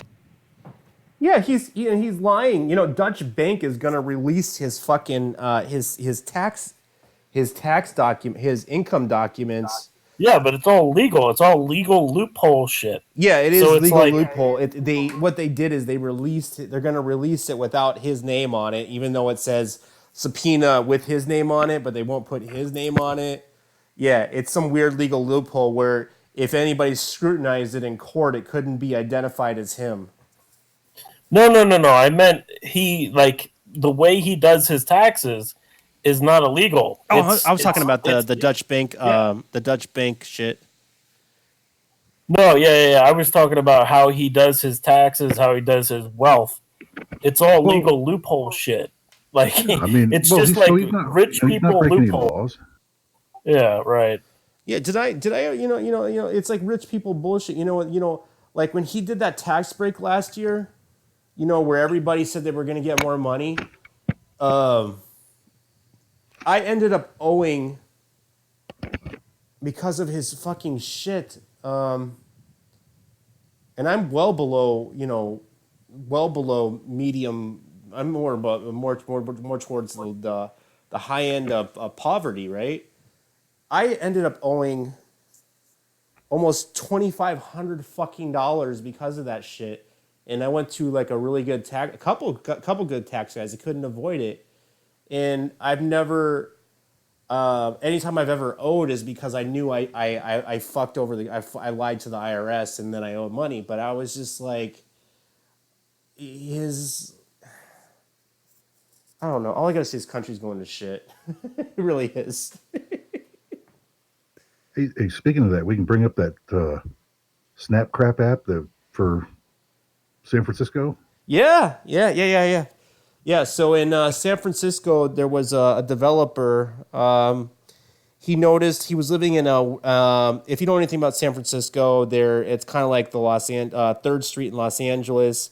They're not kicking out homeless people out of the subways and in the streets, but they're also not cleaning up the streets, which are filled with needles and human feces. So the city wasn't going to clean it up. So this developer in San Francisco developed an app where you take a picture and it puts down a geo IP location to the picture and will show you where the shit is. And since this app has gone on, the city's complaints on sanitation have gone up 300%. Yeah, that app actually allows you to report homeless people as well. I'm not kidding. Like, you can literally take a picture of a homeless person. I wrote about it. You can take a picture of a homeless person, report them, and then like the police will show up and literally arrest them. And yeah, it's so fucking bad, man.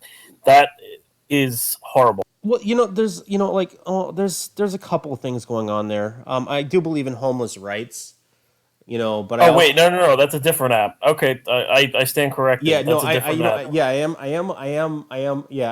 am advocate, of homeless rights. Homeless people have the right to, clean access and sleep in the streets if there's nothing available. But I am also familiar with the slums to know enough that, yeah, there should be a lot more social workers, resources to get them off the streets and to get them in programs where they can better their lives. But when you have troublemakers out in the street, a lot of these guys, there are some weird dynamics where there is organized crime selling drugs out of these places, and it's more prominent than you would think. It's just the fact that they can get away with that. I mean, it's like, this kind of behavior you would never put up with 20, 30 years ago. Well, yeah, Third Street in things have Los changed. Angeles. There's a 5 square miles. Well, not 5. It's more like 2 square miles of homeless people in the south of Los Angeles, and we're talking the majority of the homeless population lives in California, specifically Los Angeles. I think 40% of all the homeless people live in Skid Row or on the side of the freeway, but a lot of them live over in Skid Row. I mean, they literally call it Tent City because it's 2 miles of homeless people living in tents. I think it's mostly in the Flower District, but it's not uncommon to see needles and feces out in the street. I remember I had to drive a patient through somewhere around there, and I saw a guy sleeping on the street, and I wasn't sure if he was dead, but I had to shake him because I thought he was dying. You know what I mean? You just see weird shit like that, Yeah, for sure, because it's infested with drugs, and I'm not saying that all homeless encampments are infested with drugs, but it seems to be that way. I would say 95% of homeless people have either mental illness or they're on drugs. The 5% are the homeless vets and the people who are disabled and in a really bad situation. Those are minority. A majority of them have mental illness or drug addiction problems. That's why they're homeless. And without the correct resources, this is not going to happen. The ultimate goal when I used to outreach for homeless people is not entirely to get them off of drugs, but to have them what we call harm reduction. We get them on something pharmaceutical. So if you're using heroin, we want to put you on a methadone program or a Suboxone program, and then we'll introduce you to work. and get you off the street so you can become sustainable. But the cities are incapable of doing this because they're lazy and there's too much bureaucracy. The homeless problem in the United States can be solved, but it has to be done with people who are willing to do the dirty work. And unfortunately, Yeah. nobody's willing to do the dirty work. Well, the thing that I noticed was earlier this week, LA lawmakers actually started to push a ban on homeless people from park schools and other designated areas. And literally, this is the law. It says no homeless people within 500 miles of a park, school, or other designated area. And what's the funny thing is LAPD won't arrest these people. They won't enforce it. They got better things to do. Just putting that out there. Oh, I'm sorry. It's not 500 miles. It's actually feet. Yeah. But LAPD I just they pulled won't up an enforce article. it. Yeah. LAPD is like Chicago PD. They have real crimes and they won't enforce any of it. The guy there's a famous police officer. Is a big big black guy. I don't remember what his name is. He's kind of famous on Skid Row. He's a police officer, and he's like the head guy you go to if you have a problem in Skid Row, and because he kind of knows what's going on down there. And he's all for homeless rights too. So the police aren't, even if they install this new law, the police aren't going to enforce it. Yeah, and it's not really the laws that are really worrying. It's the fact that they want to push these laws on the citizenry by using apps. Like San Francisco has an app where it's called One System, and this allows people to report a homeless person to an authoritative figure, and then they will try to outreach them in whatever way, and this does include arrest if the police go forward with it. But it's more a worry that they are pushing this on citizens than the actual laws themselves, and whether or not the police follow them. Yeah, when you mentioned outreach and police, I got really mad because I've done homeless outreach. When you do a homeless outreach, it's all about stabilization, education, and reentry, not threatening. Well, yeah, that's what I'm saying. Like, it doesn't make sense. It's like they want to punish the homeless. Yeah. Like, oh, you're homeless? Oh, that's now a crime. You can't be within. You can't sleep within a park 500 feet. See, the thing is, schools, we live in a first or other world, designated areas. We live in a first world including country, bridges. and we have the money and the resources. There shouldn't be a homeless problem in America. There shouldn't. I'm just saying. Yeah. There At shouldn't. the same time, you have to have standards. I mean, there's a reason. They started letting all this shit go, and you would think when they have rat infestations and typhus and all this other stuff, showing up at their own place of work downtown, that they would get it. Well, They just keep letting it go on. It's like, there's standards for a reason. I would blame the majority of the homeless crisis, and most people will disagree with me. Majority of the homeless crisis started during the Reagan administration when Reagan shut down the long-term mental health facilities in the late '80s, and when we had the long-term mental health, they weren't exactly getting the education, they weren't getting the stabilization, they weren't treating them for reentry. But what they were doing them was offer them medication and a roof over their head and food, which was not exactly the greatest amount of care, but it kept them off the streets and it kept everything sanitary and in a somewhat normal lifestyle. But since we got rid of the long-term mental health facilities, now they're living on the streets.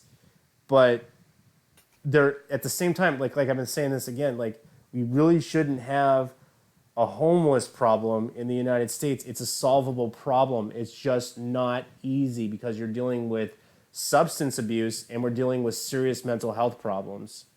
You know? Yeah, yeah, and the other thing, back to the app situation, the app that I'm talking about, it literally allows people to report problems within a city, um, and then it records the location and a description. And the categories that these people are allowed to report include illegal dumping potholes, dead animals, and other inquiries. Conflating that with reporting homeless tent encampments is a problem. Like that shouldn't we shouldn't have that within an app, because that literally is making homeless people like demeaning. It's demeaning homeless people in a way. Well, the homeless people, they're using drugs, and that's why they're on the streets. And it's not like they're choosing to do what they're doing. They're doing what somebody who has a mental illness, and it is not. They're doing what somebody with a mental illness would do if they didn't have any help or therapy. They're doing exactly what they're supposed to be doing because they have a mental illness that tells them that they don't have one. So it's kind of counterintuitive to report them because they're doing what they're doing because they have a mental illness. You know. Yeah, and that doesn't take that into account. It literally says that people are potholes, and obviously people aren't potholes that you can just fix. It requires actually like working with somebody, not just reporting somebody for basically trying to survive. In my view of it, if you're in a homeless tent encampment, you're just trying to survive. Um, you are just trying to live, and then you're getting reported, and then all of a sudden you're within the criminal justice system for breaking the law and sleeping on the street. So it punishes homeless people what they're trying to do in San Francisco and Los Angeles. Yeah, you know what they Yeah, could do, and I've said this for a while, is that for the education centers, that we do. There is a lot of public libraries all over the United States. They could do education and reentry programs out of libraries if they wanted to. Yeah, right. But then that requires state funding into the libraries, and they don't want to do it. Well, they got to do something, or it's just going to become a bigger problem. And the thing is that you don't need big budgets to teach somebody how to improve their life. Oh yeah, no, I 100% agree with you. But the thing is that what they want to do instead is they want to criminalize these people and then lock them up. Like, it doesn't make sense. Yeah. The the one thing that I read was this one system app, which is a completely different app, actually wants to gather information on homeless people and then effectively assess risk factors, determine those most in need, and get those people into available shelters and transitional housing, which I definitely agree with. But the only problem with this system is that it requires a homeless person to have a phone that's an Android phone, which obviously that's a big fucking problem. Like, oh God. Trying to use technology to fix things is not going to work. yeah, and Tyler, I wanted you said like many of these guys are like these people are like homeless because they're like using drugs or like have like drinking problem, but I think it's also sometimes the way other way around, that they're actually having these problems because they are homeless. Yeah. Sometimes it is the other way around. You're right. There is. So if you have financial problems, you get like stressed And you out start and you using start drugs. Yeah. drinking or whatever. Yeah, depressed and completely like suicidal in some instances, and that's the reason why people take Start these using drugs hardcore because drugs. a majority of people use drugs because they're either using it as a medicine to cope with underlying medical issues, or they're using it to cope with problems in life. It's not a mystery why people use drugs. It's because there's something bad in their life. But Right. Yeah, and and to change the behavior is not easy. It takes willingness from the other side to be doing it, but it's like this is achievable within getting homeless people off the streets could be achievable within 3 months in the United States. It can be done. It could be done, but nobody's willing to do it. How big is it actually? How many homeless are there actually? I think it's 30,000 people.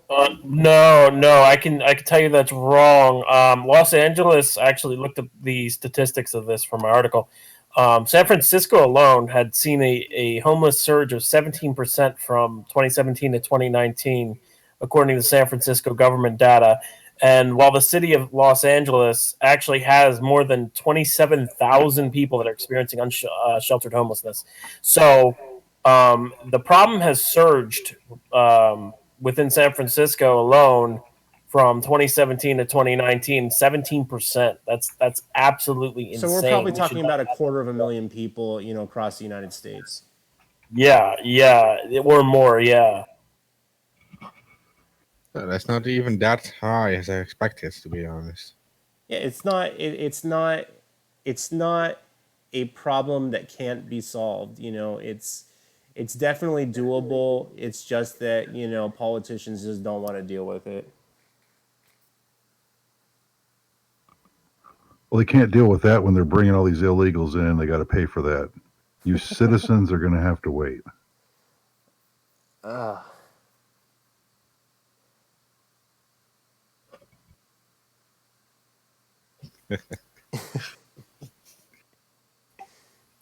It says here that there were 8,000 people experiencing homelessness in San Francisco, a 17% increase over the 2017 point in time count. So, I mean, that's not too bad in San Francisco, but in LA, there's like almost 30,000. Yeah, like I was saying in the show, there's about 2 square miles of homeless people in tents just on the south side of LA, and that's not all of the homeless people, but a lot of them do live there. It's like if you wanted to go you got little Tokyo, you got your whatever, and then they got Skid Row, and it's been labeled Skid Row for forever. So that's what I mean. It's like this is not something that popped over overnight. This is an ongoing problem. Yeah, it's interesting that the Los Angeles area, which has about the same amount of people as my entire country, has about the same amount of homeless people as my country too, because we are dealing with 30,000 homeless in the country. So it is interesting. I actually mentioned the number 30,000. I was thinking I was expecting 1 million or something. I was saying we have such a better place with 30,000, but it's the exact same. Well, that's probably across the whole U.S. It's probably 500,000 or maybe 1 million. Yeah, percentage-wise, that's really not that high. I mean, that's what, 1/3%. It's actually less than 1%. Yeah, homeless. It's a lot of people still, but percentage-wise, so it's that 1% of the population that's going through the hard time, lost everything. I mean, who knows why it is, but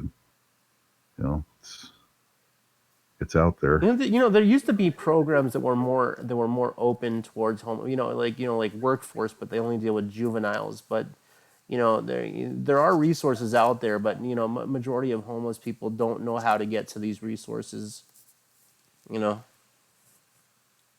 Yeah, that's the biggest problem. The problem is education. Yeah, they need. And I'm not saying education, stabilization on the drugs, or find an alternate. We call harm reduction, and hopefully they get employed in house. But you need to edge these people on, into doing it, and it's not really a hard process. It's just that nobody's willing to do the dirty work, and the people that are out there are literally running on small budgets and thin resources. Yeah. And off the topic of homelessness, I just saw on Twitter there's new information on Julian Assange. Stefania Marizzi, I know I'm going to butcher that name. She just said in a tweet on August 29th today that yesterday she was told that Julian Assange is still in the health unit of Belmarsh High Security Prison. So he's been in that for what now? Like 2 months? May, I think so. I won't say it was April, but Yeah, I thought he was. Yeah, no. Was he taken in April? I just looked that up. I thought it was April 11th, 19th, somewhere in that area. Oh, and thanks for pitching that, AK, because I almost forgot about it. I promised to mention it to our friend Rico, who was on our show before.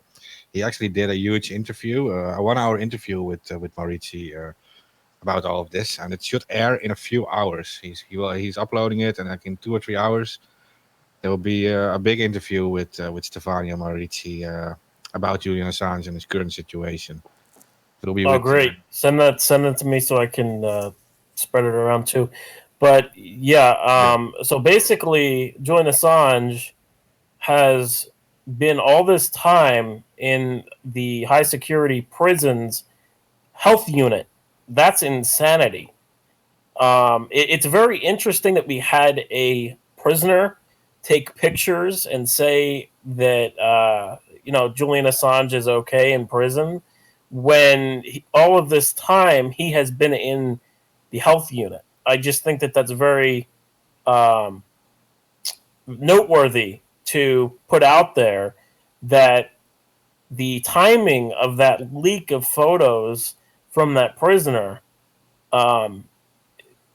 is very suspicious, in my opinion, because it directed the media to say, look, Julian Assange is okay in prison, and meanwhile, he has been in the health unit of Belmarsh High Security Prison this whole entire fucking time.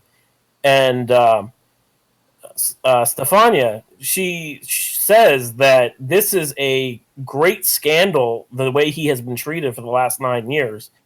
And if you know anything about the way Julian Assange has been treated, he has had Ecuadorian officials do various different things, in addition to the attempt where he had metal put into his food, and he was eating cereal, I think it was, and he chipped his tooth.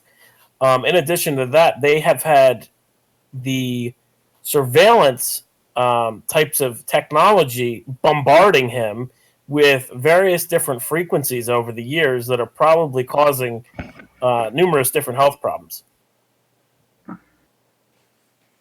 Yeah. I wonder, what is he suffering from? Does anybody know?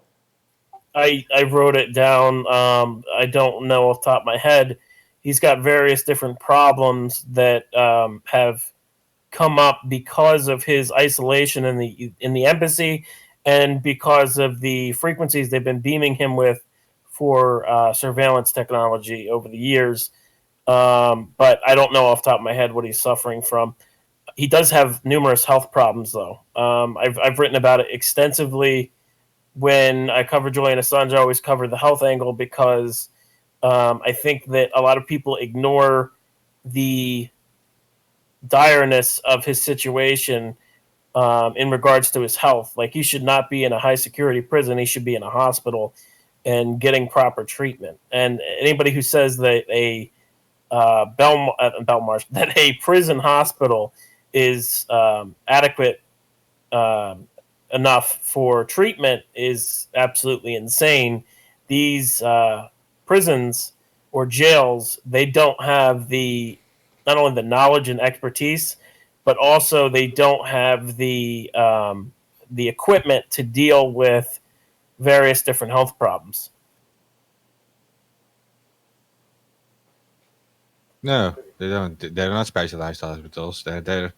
Belmarsh is a prison hospital. They're focused on like people being stabbed in a prison or whatever. They're not like an academic hospital being specialized. I mean, he should get some proper care. It's about time.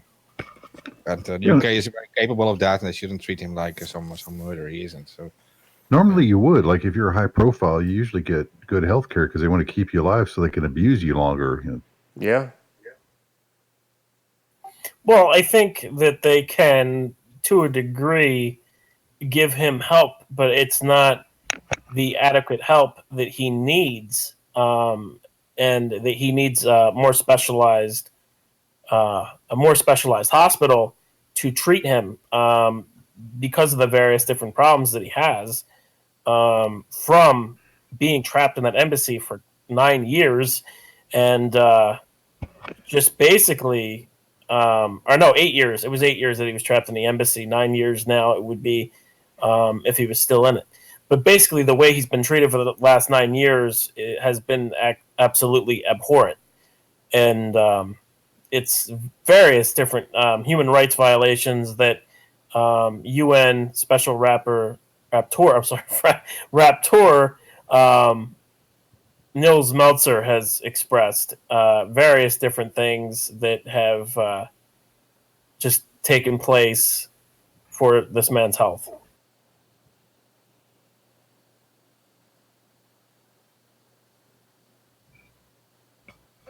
Yeah, it also, of course, it also has to do with kind of like an intimidation tactic against him, that they are like putting like pressure on him. So, but it shouldn't involve his health in that way. That is just it's just cruel, it's inhumane, and it is not something of should happen in 2019. It should that's the kind of stuff that happens in medieval times, right? Or you know, like to like if you're waging war against someone, you're like torturing people in a war in like early 20th century. But it is not like that shouldn't happen right now. They have to give him the best possible care. And that, if they really think they have a case against Assange, that will make their case a lot stronger. If they're doing everything to support him and face him like as an equal in court. But yeah, don't seem to grasp that, these people.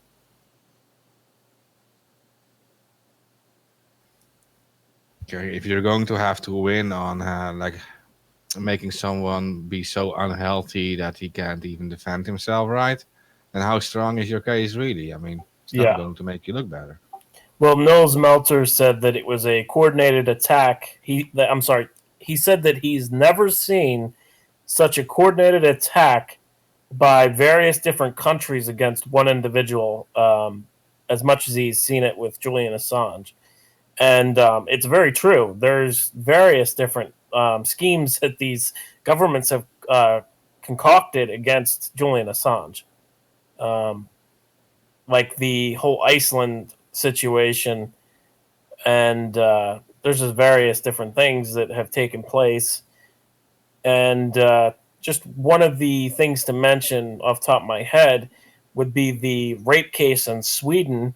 The woman was actually connected to the embassy of Sweden. Like you can't make this stuff up.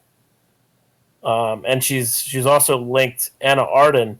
She was linked to CIA group Ladies in White, which was a anti-Castro movement, and the CIA funded the Ladies in White movement at the time against Castro. So you have all these things that just add up. And yeah, it's very suspicious, the rape allegations against Julian Assange. In fact, if you read the actual court documents, it says that the police were the ones who said that they wanted to say it was rape, and that the women, one of the women wanted Julian Assange just to get a STD test. And the police then turned that into a rape investigation. So, I mean, it's things like that. Yeah, and that part is also in the affidavit, or the court statements about the Assange case. That the Assange lawyers actually had access to those messages sent by that woman. She wanted him to take like an STD test, and she said that in these messages, and then the police twisted it around and leaked it in the gossip press before anyone knew it, and Julian Assange had to learn about it in the gossip press. Right. Yeah. Right. And then that's when they start the whole scandal. And it's pretty funny that there's another case that the Rupert Murdoch owned the Sun newspaper made up, and they said that Julian Assange raped a man. What? Like, you can't make this up. Yeah, no, I'm serious. I'm serious. Like, I pulled this up, and like most people don't even know that this even happened. But yeah, this Sun wrote an article where they said that Julian Assange raped a man too, and I was like, well, this is just them trying to smear somebody. I'm like, first they're going to call him a rapist, now they're calling him a gay rapist, and like, it's like, what are you guys doing? It's like, are you guys just sit there and we're like, oh man, we're gonna do story time on this shit. We're gonna make up some stuff, and dragons were flying out, and there was arsonists, and just making up shit as they go along. You know what I mean? Well, they also during the 2016 election, to distract from the WikiLeaks dump, they tried to say that Julian Assange was a pedophile, and the front company was linked to a garage. It's just a garage in the middle of fucking nowhere. And it was a dating site. They said it was a dating site. It was Todd and Claire. But it didn't really have an existence. It led to a garage. And yeah, they were trying to say that Julian Assange was a pedophile, that he was talking to an underage girl on some random dating site that nobody's ever heard of. And the funny thing is, he actually used as a young teen hacktivist. He actually used to help go after pedophiles. So I mean, I don't understand what they were trying to do there. Yeah. Like, there's already documentation that he actually used to help the Australian authorities go after pedophiles online, which most hackers do. Either inadvertently or actually physically helping the feds go after pedophiles. Nobody likes pedophiles, so I mean, but yeah, I just thought that was really interesting that he has had literally every smear that you can think of, from rapist to gay rapist to a pedophile, thrown at him, and yeah, it's just crazy to think how many different things they do against one man. Yeah, and in different areas, they're also using other smears around him. Like in America, they're saying he's a Russian asset, and in Russia, they're saying he's a CIA asset, and in the Middle East, they're saying he's like Mossad. So they're doing the same stuff. They're doing everything possible to discredit this guy, and yeah, that should show that they are actually very scared of WikiLeaks and Assange. So they literally used everything against this guy. It's incredible. And about that whole pedophile thing that you said, yeah, I've seen it too. I post a lot about Assange on Twitter, and sometimes I see people replying, but he raped underage girls. They combine it now, like they're saying like he's a rapist and he's a pedophile, so he's now raping. Yeah, they girls. combine it. Yeah, and there's not. It's like, well, where's your proof? Did you just cite the Onion? Oh, well, that's not legitimate. Yeah, I was gonna say, if it came from the Onion. I mean, yeah, I haven't run into somebody where they've actually used the Onion in an argument, but I wish I could, because I would just laugh my ass off and say, have you not realized that the Onion is satire all of these? Yeah, it's not real, bro. Is it funny that when we like talk about like politics and stuff, then they have sites like Snopes saying like this is not true? Why isn't Snope releasing this stuff now, that these rumors are not true? Yeah, Snopes is fake. Yeah, exactly. Snopes? No, that's what I mean. Snopes, I fucking completely destroyed them when I was working at We Are Change. They said that one of our articles was fake, and we literally got the information from 2 congressmen. And basically what they were saying is they were saying that they were planning on censoring news media with a bill that was going through Congress. And Snopes tried to say that the bill didn't exist. And then they literally like attacked my report on it, and I was quoting Cassandra Fairbanks at the time, who I worked with, and yeah, it was so funny because they tried to say that the congressman didn't say that and that the bill didn't exist, and after that, I literally just like doxed the hell out of them. I found out that one of the main Snopes writers is actually an old, and I'm not joking about this. One of the Snopes writers is an old blogger for dildos, and she would write reviews on on what the best dildos are. What? I'm not kidding. No, yeah, I'm not kidding. That's stupid. I'm serious. Yeah, no, I'm 100% serious in this. 'Cause I was literally pissed the fuck off, and I was like, "Oh, you think that you're a know-it-all, and your word is gold, and everybody else isn't." So I looked her up, and I found out that she used to be an old blogger that sold dildos, or not sold dildos, that reviewed dildos for Well, her that's- women's blog. Yeah. Important information for the females, but I'm surprised that info would even be out there. It's like, how would you look that up?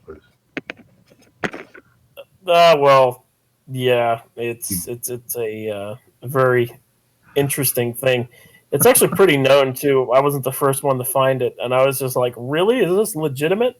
And I was like, "Oh, yeah, apparently." And also, the owner of Snopes was in a lawsuit with his wife for cheating on her with a hooker. No. Yeah, that Yeah. part I knew. Yeah. Yeah. So Snopes is not very credible, guys. No, it's not.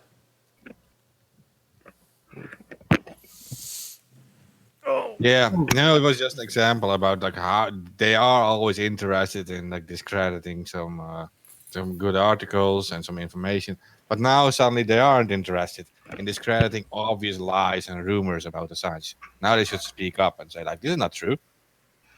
Yeah, Well, they're not. They're very biased. They're not unbiased. yeah, they're biased. Yeah. It's like there was an article I read on Snopes. Chemtrails are not real, and I'm like thinking in my head, "Oh, Operation LAC never fucking happened," because Operation LAC was Operation Large Area Coverage, and the U.S. military actually sprayed zinc cadmium sulfite over various different cities within the U.S., causing problems within individuals, including but not limited to lung disease and heart disease, and stuff like that, from breathing in these chemicals. So when you see the word chemical or chemtrail, think of chemical trail. Like they're just spraying chemicals. It's not something that is conspiratorial. They've literally done it in the past multiple times too. But Operation LAC is one of the things that they've done. But the thing is, like, these people are so uneducated, and they think they're so educated that when a topic like that comes up for Snopes, they just go, "Oh, nope, that's a conspiracy theory," but it's not. Yeah. Keep fix stupid. Yeah, with the chemtrails subject is very difficult because it's been so poisoned also by the whole I want to say like alternative media that they make these all these weird stories surrounding it, but it is like it is well known. I mean, on Wikipedia you even can read about it, like about cloud seeding and these things, that they actually do drop stuff in the air to work with like the weather. Right. You have the Beijing situation where the Chinese government openly said that they were keeping the sky clean above the Olympic stadiums with the Olympic Games. Yep. They were doing this artificially by dropping chemicals in the air on other places to make the clouds form in these places and not above the stadiums. Well, the Chinese were actually launching rockets with some type of chemical attached to it. I know that because I've written about it. little bit, but yeah. So the Chinese did something different, but it's the same thing basically. You know, they Yeah. deploy these chemicals into the air and try to manipulate the either the population with some type of chemicals or the environment with or the environment through the atmosphere. Yeah, but see, there's the dangerous part. That whole part about like manipulating the population. There is a lot of stories yeah. about that we can't really confirm. So like the mass depopulation and all these things, and that is what they are like banking on. These sites like Snopes, they're banking on that part. They're saying, "No, we can't prove that, so everything is fake." Well, yeah, but again, Operation LAC took place, and there's another few different operations where they did biological tests by spraying populations with dangerous chemicals and seeing what the adverse effects would be. So it's a matter of knowing these projects and having the knowledge of them and not having the knowledge of them and trying to debunk them or what I've seen a lot in the alternative media, which you just brought up, was that a lot of these alternative media writers have no idea what the fuck they're writing about, and they're hurting the truth movement by saying that this is a chemtrail and blah blah blah blah blah. It controls your mind, like the thing is chemtrails can be a number of different things. It could be anything that they're spraying. They're actually starting to do chemical sprays to block out the sunlight. They are trying to do this to combat climate change, but like there's various different reasons for spraying chemical trails in the air. There's not just one solution fits all, and it's a very tough subject to get into if you don't know what you're talking about. So I agree with you. But Yeah, and people. you have Go ahead. Brennan over at giving speeches over to the CFR saying that they're doing it, and there's patents out there. I mean, I don't know what the hell's the matter with Snopes. There's plenty of info, showing that it's true. Yeah, that's true. Yeah, it's like you just said. There was a quote from somebody at the CFR. I don't remember who it is. Brennan? Was it John Brennan? The shithead Brennan, way a couple years ago. Huh. Okay. I do remember that there was a quote. I just didn't remember who it was from. But yeah, it's weird why he was doing it, but yeah, he actually did that. It's like whatever. Yeah, well, that's the thing. Like they have various different experiments that they do in the population. It's not a secret. It's been going on for years, and it's like if one generation of intelligence spooks does these experiments, the next generation of intelligence spooks are going to do these experiments, and they're different experiments. But the population gets experimented on. But the thing is, what are the experiments going on right now? Nobody knows. We know Michigan. Yeah, I would argue that Flint would be an experiment. It's like, how would you not know that was going on for how many years was it? Like, was it at least like 5 years plus? Yeah, and then and it has the same cover up going on. First you go after and indict everybody, and then all of a sudden you let them go a week later. It's just all dirty. It's got all the hallmarks. Yeah, I wish Terrence was around to go on a rant about Flint because he knows way more about it than I do. But yeah, like we need that right now. Like, where is he, by the way? I don't know. Let me see what he's posted. He's probably still in Mauna Kea out there. Yeah. Oh yeah. He 2 days ago he was posting. He was on the. Last time he posted was yesterday, so I don't know where he went. He was on. He was on the mountain 2 days ago. Okay. Yeah. Well, I was just wondering if he was in the eye of the storm of Dorian. That's why I was a little bit worried. No. He's in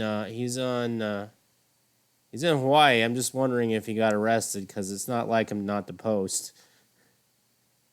Yeah, that's true. The cops are kind of closing in on him, giving him, He might have got Even last time I arrested. think he was on the show. They were closing in on him, kind of.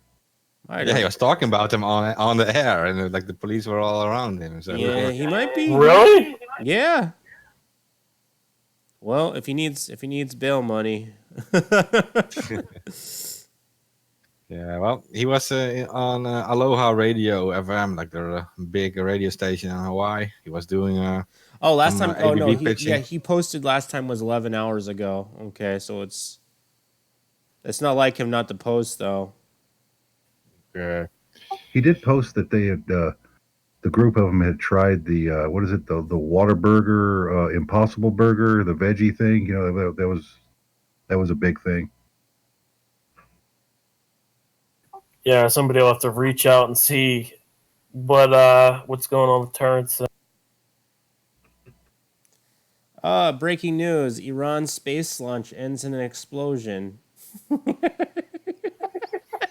I mean, is that surprising? Like, that's probably U.S. technology doing that. Like, the North Korea, when they were launching rockets, there was various different explosions that were happening randomly. Like, yeah. Well, The thing is, Pakistan tested a new missile here also. I think the last day or two. the CIA can easily hack into these missile silos and then hack into the actual software within the missiles and then make them explode themselves. It's like, it's not a secret. And there was a hack in June where the CIA hacked into Iran's something. I don't remember what they hacked into, but it was Iran's some type of cybersecurity type of thing. I'm gonna look up. Obsession with Iran. Stay away from Iran. yeah, I was reading Zero Don't Hedge, do and that I was stuff. just like, okay. Yeah, I think the American army should stay away from Iran. It's not a good thing to do. Like, the country is very big. It's a very old culture. It's much older than all the European cultures combined. It is it's an ancient culture, and it's always been there. And yeah, I don't know why they always have to mess with these people. I don't get it. I'm not a big fan of Iran either. I mean, it's like shitty people in power, but they're not much shittier than what is in power here in the US. Well, there was leaked sex tapes of Iranian politicians recently showing hypocrisy of the Islamic Republic. Oh yeah, which you can only guess who leaked who that. does that? It's the Mossad every time. I know that they're doing that. They've been doing that for the last 15 years. Before the Mossad was taking the nuclear scientists and they would bring them to America or whatever, and they would always end up dead with these prostitutes. It would be like sewer gas or some shit, you know? Yeah, Well, I remember what's going on. how do they sneak in like their agents? And I mean, like al-Baghdadi, he was like a big Islamic leader. It's like, how the hell did they even get up The that Mossad, high? the Mossad. If you know anything about the Mossad, so the Mossad believe in strategically targeted, directed strikes and intelligence. So when they have a Mossad agent, the Mossad are literally everywhere. So they integrate these people 5, 6, 7 years. They've been deep undercover. You wouldn't even know that they were a Mossad agent. So, like, you know, they've been doing this since they've been established. I mean, you know, I think they were attacking Nazis at the turn of the century. But yeah, that's their thing. If you don't think that there is a Mossad agent in every corner of the world, you are 100% mistaken.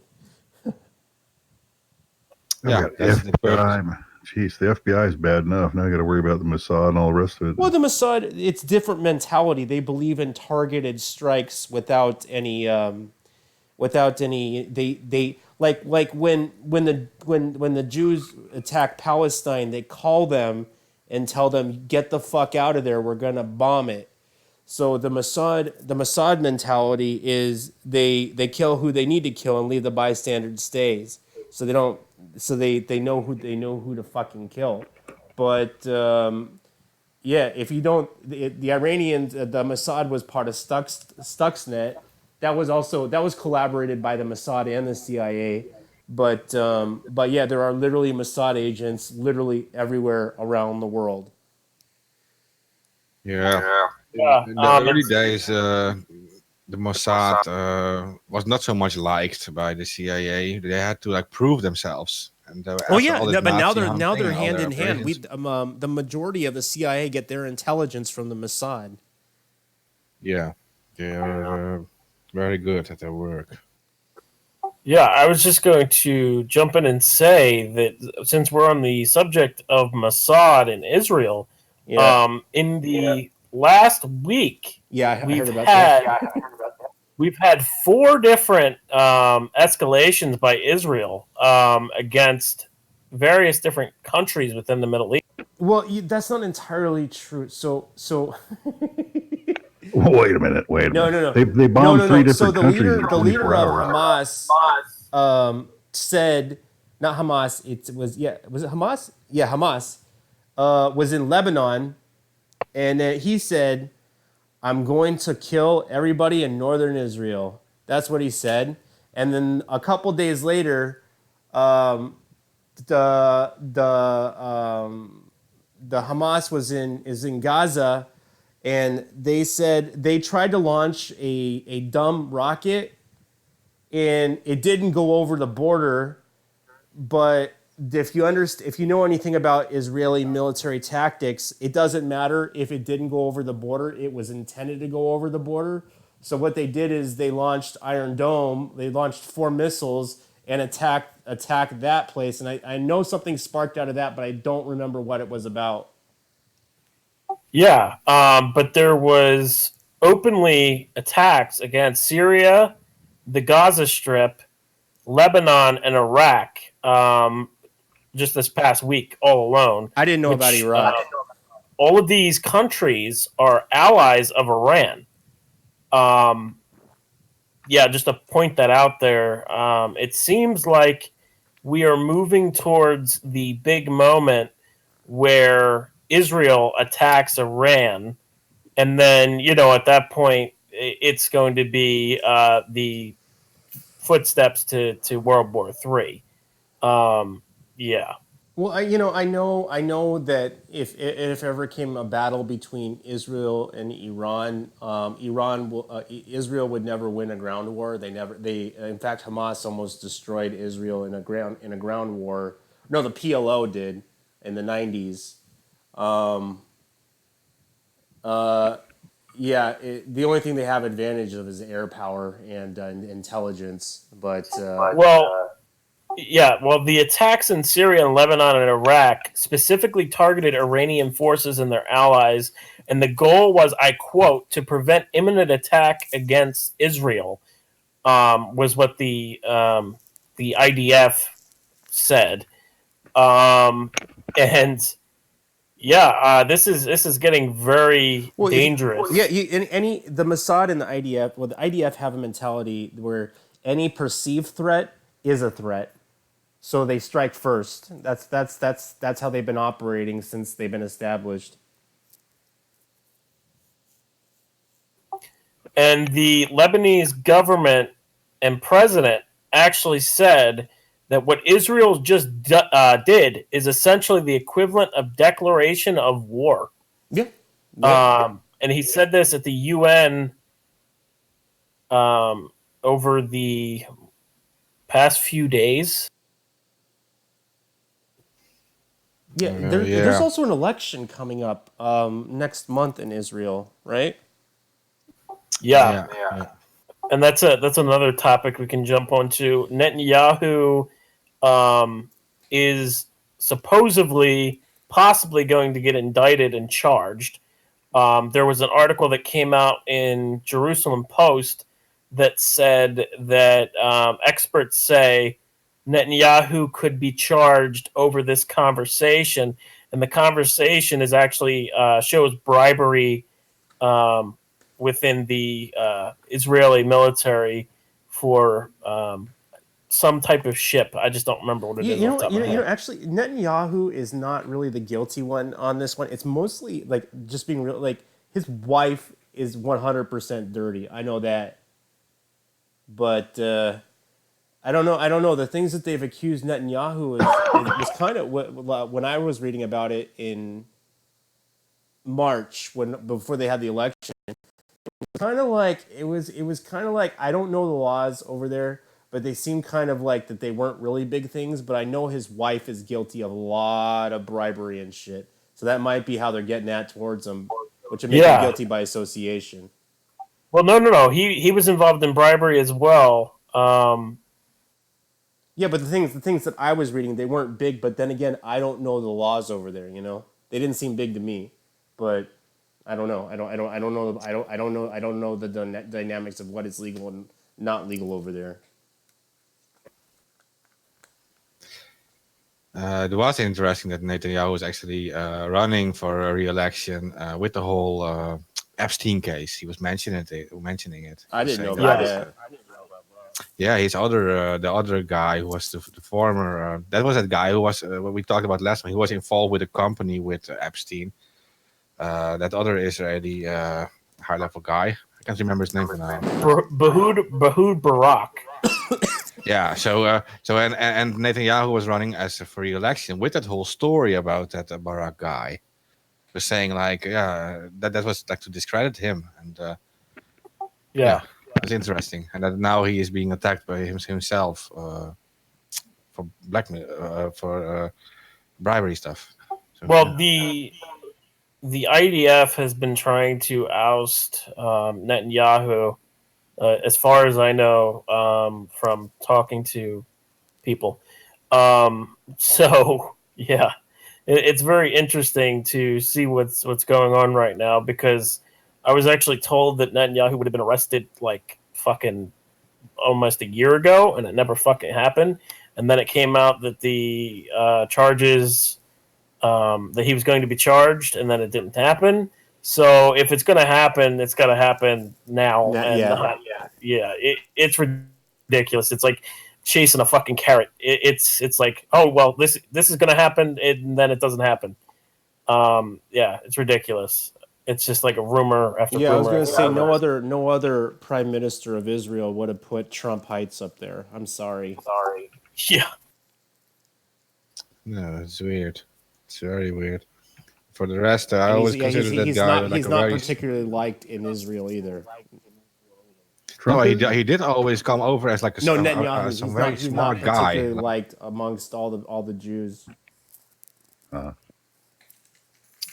Yeah, but he seemed like a typical like a military style ruler, like very intelligent, deeply involved with like military tactics. He did always come over as a very smart guy, a guy who would not easily be exposed with his bribery scandals and stuff. I would have thought that he would be smarter than that.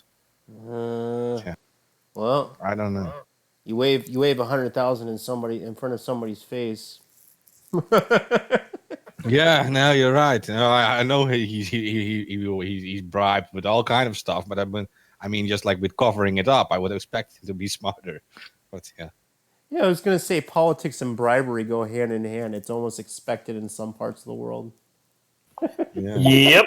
Yep.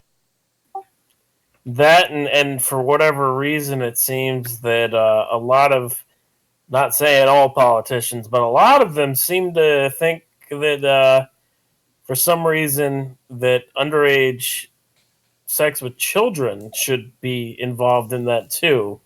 I don't think the Israeli court system will go after that. I don't immunity. Yeah, I don't think that Netanyahu's involved in that personally. I don't think he's the type of person. But I'm saying that there are politicians in general across the world that are involved in. Yeah. Oh, the rich guys probably. I mean, you can't bribe them with money. You bribe them with something else. Okay. Yeah, and that was the mindset of the Mossad. They actually started the whole sex blackmail thing before anybody else did. Oh yeah. The FBI, the FBI tried thinking, saying that was their tactic. They were doing that during the '60s. Mossad was doing that before then. Mm-hmm. Yep. Very true. Yeah, And they were hunting Nazis the first round.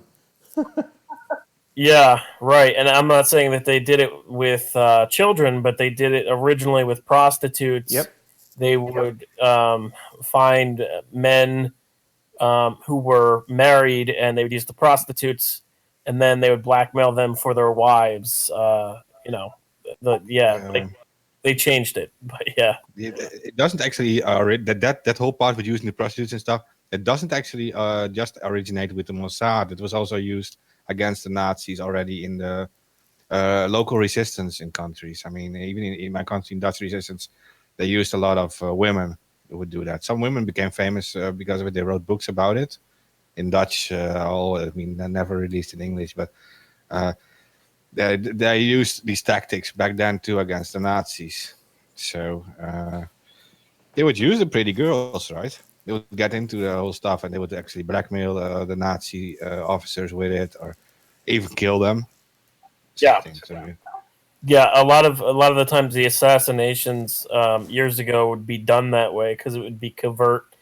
It's different than fucking having somebody just randomly come in and bash your head in. It would just be like a slip of a poison in a drink, and then the girl's gone. Yeah, the Amsterdam prostitutes extracted mostly information for the resistance from the Nazis. The Nazis would come there, and the Amsterdam prostitutes would extract a lot of information from these guys, and they would deliver it to resistance. So it's just how it was done. Prostitutes do serve a purpose in intelligence. Yeah, they do. You have to imagine that if like soldiers come to a country, they want to have sex and stuff, right? Yeah. So they would go to these prostitutes. So obviously, the resistance and the intelligence agencies would go to these prostitutes and recruit them. So to gain intel on Nazis. They do exactly where these Nazis would go. Like,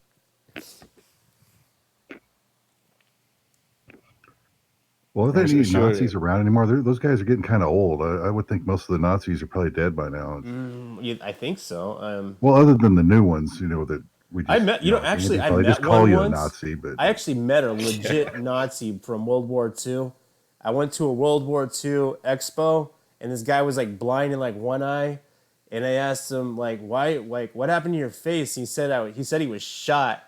I said, well, what do you do? What side were you on? He said, I was in Nazi Germany. I just come to these shows, and a bunch of people come here because I come. I was like, oh, okay.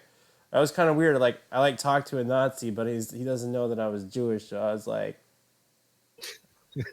this is a bizarre conversation. I gotta walk away. you should look like at the American scientific community shortly after the war. Yeah. Shortly when they did the paperclip thing, you would recognize these high-level Nazis. They have the scars in their face. Check out who all have these scars in their face, because they did like a Nazi thing called fencing, where they would actually, without protection, do fencing, and they would all have scars, battle scars. It was very popular among the high-level Nazis to fight each other with swords. Oh, that. And they all have like scars in their face. You can see it. The high-level ones. oh wow.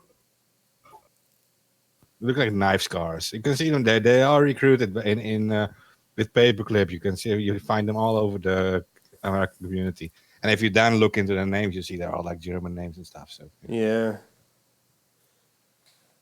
I don't know. Yeah, majority of the World War II guys, they're going to be hitting their hundreds now. Yeah. yeah. There was one guy who was alive last year. I think it was like 103, 104, and they actually threw him in prison. What? Yeah, no, I'm not lying. I'm serious. Yeah.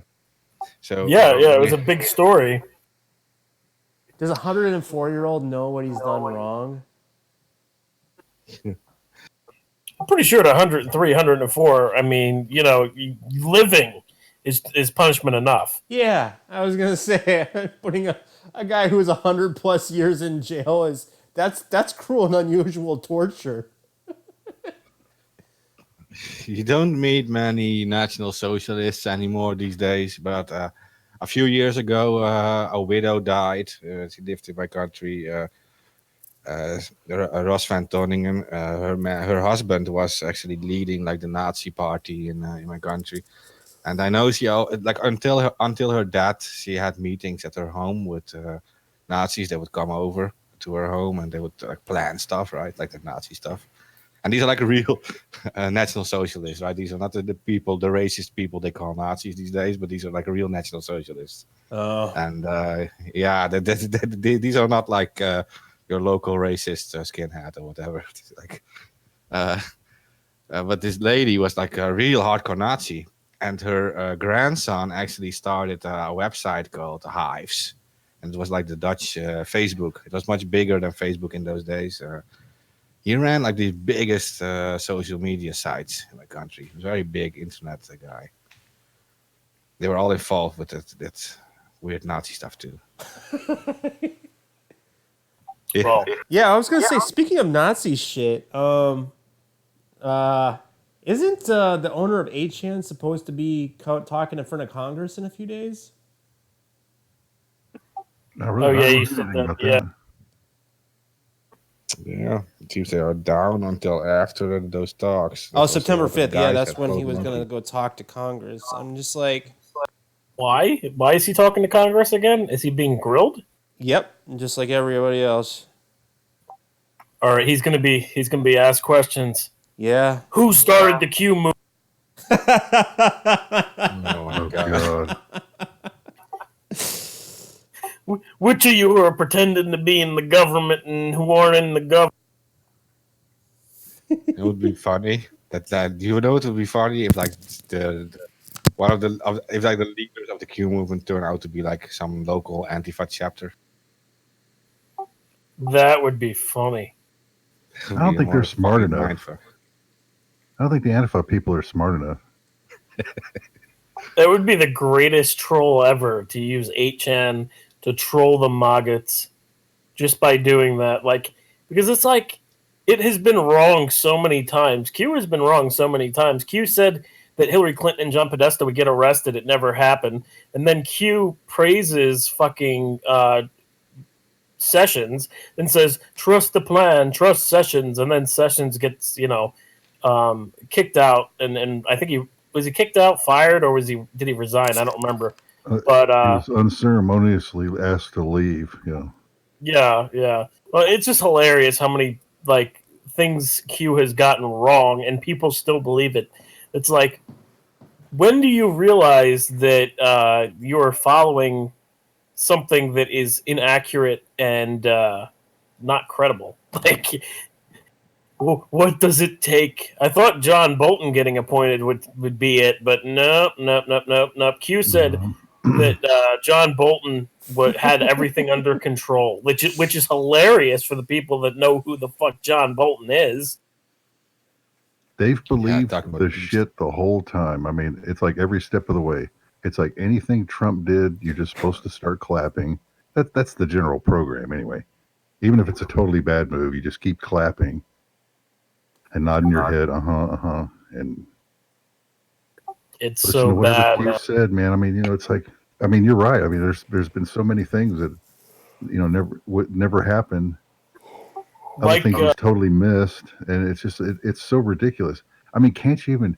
Here's what gets me: is like these people can't even see like the whole agenda behind it. How you being misled with all this BS, and they still don't see it. Yeah, like Yeah, saying it's that just Julian nothing you can Assange do. was safe in the U.S. Like that's a great big example. That right there, Julian Assange is safe in the U.S. And then a couple months later, he gets dragged out of the fucking embassy in the U.K. Like that right there should be a killer for Q. Done, completely done.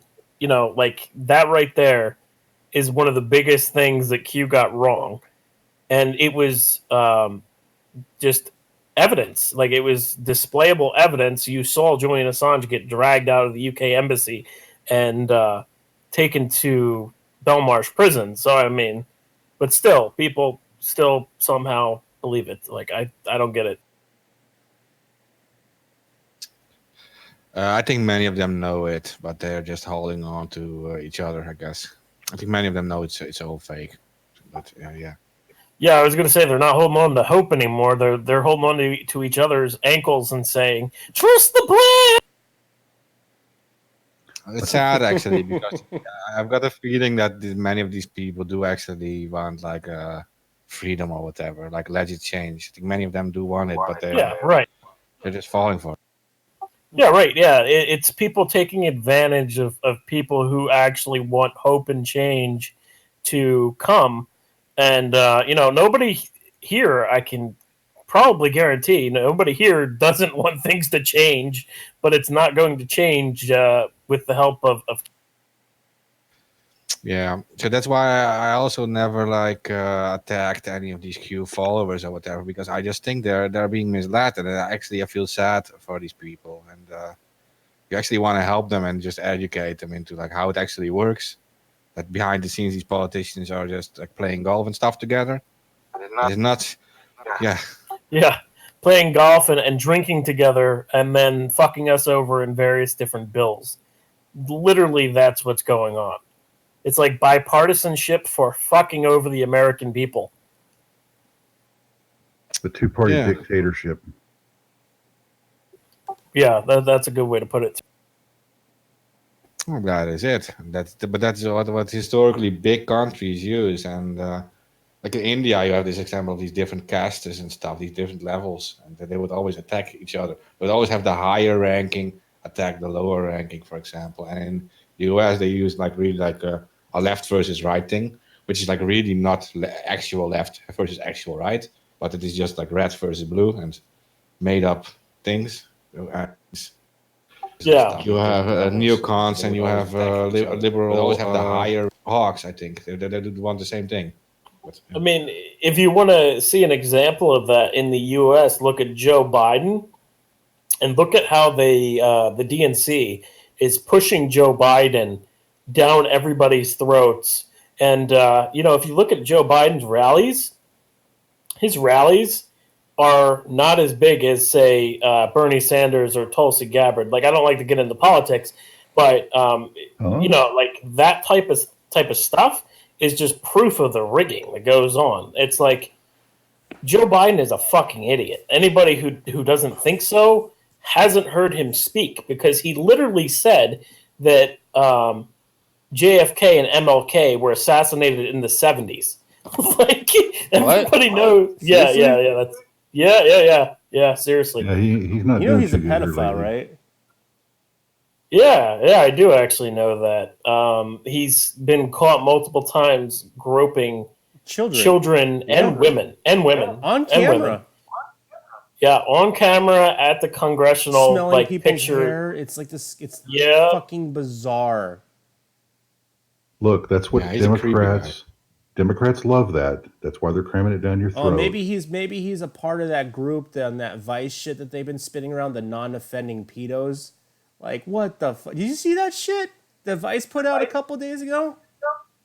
No, but I wouldn't be fucking surprised if they put out something like that again, because they put it out years ago, and I was like, what the fuck are these guys like smoking and drinking, like non-offending pedos? Like, you know what happens at the Vice office? They smoke a bunch of weed in the morning, and by the afternoon they're doing a bunch of acid and thinking everything is a great idea.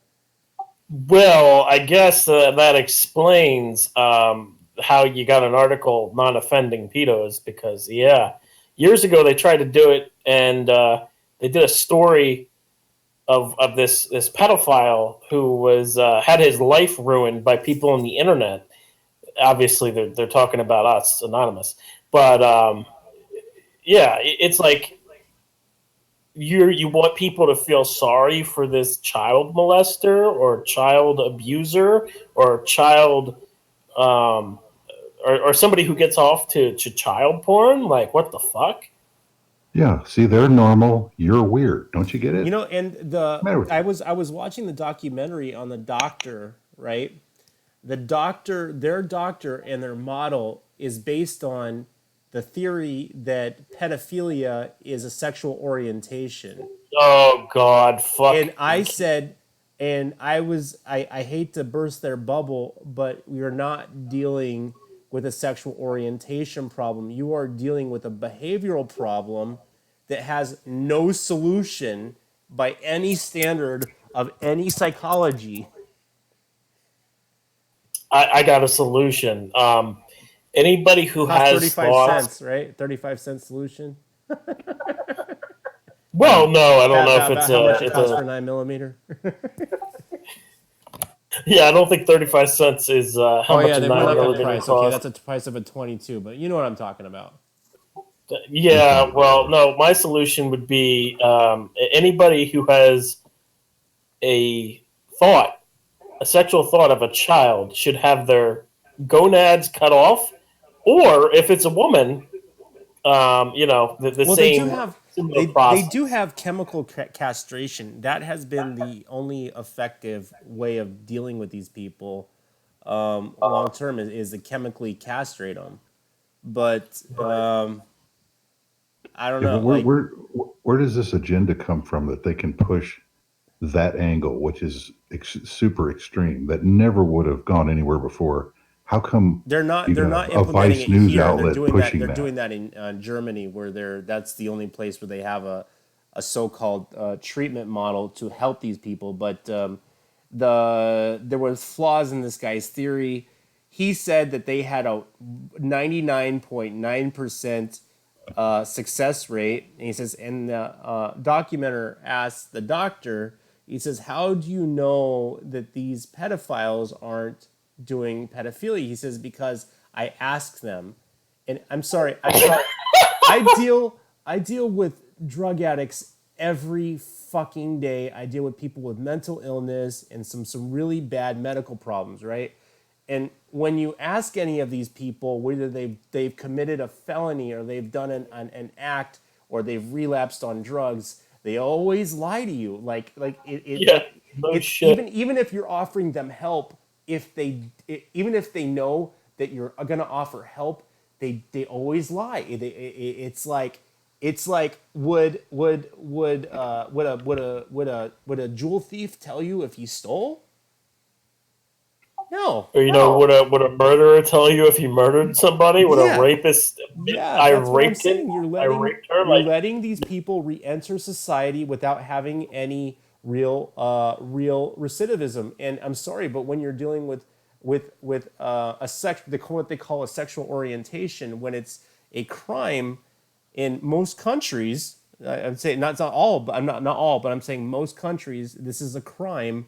You need to have somebody monitor your progress, spy on them. I don't know. That's what they used to do in West Germany before. Is not with pedophiles, but they had spies that would spy on their own citizens. Maybe if that's what you need to do to see if your therapy is working, that's what needs to be done. But you can't have a doctor or a clinician calling a patient and ask him if he fucked a child. Like that's the most fucked up shit, you know? Watch, I get banned on YouTube for saying that. Yeah, right.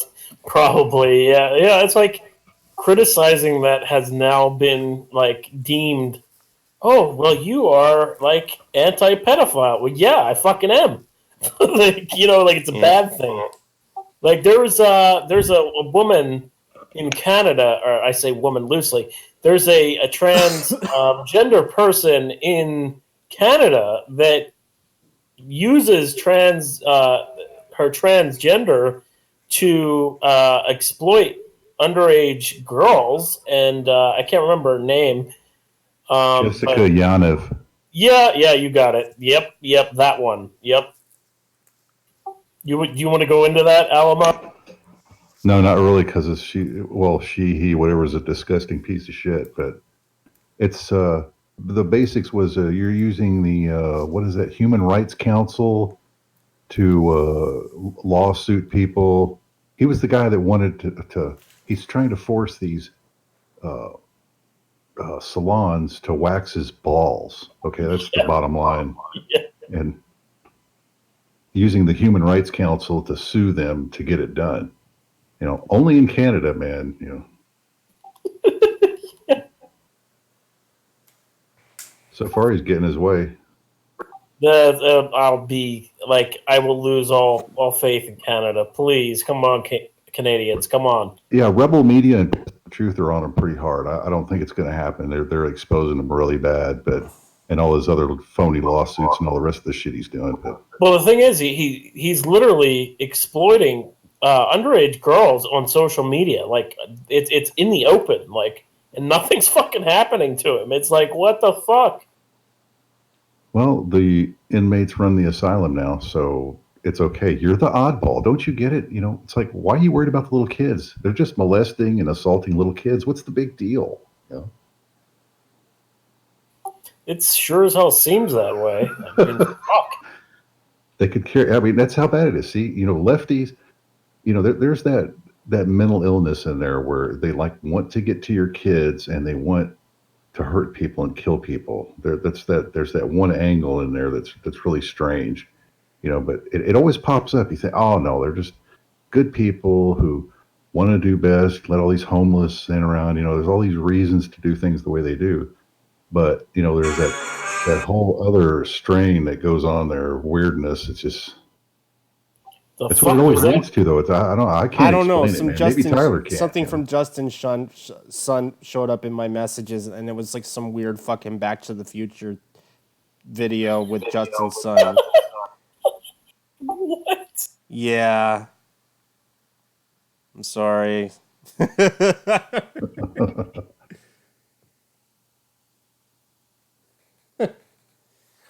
So okay, Tyler can't explain.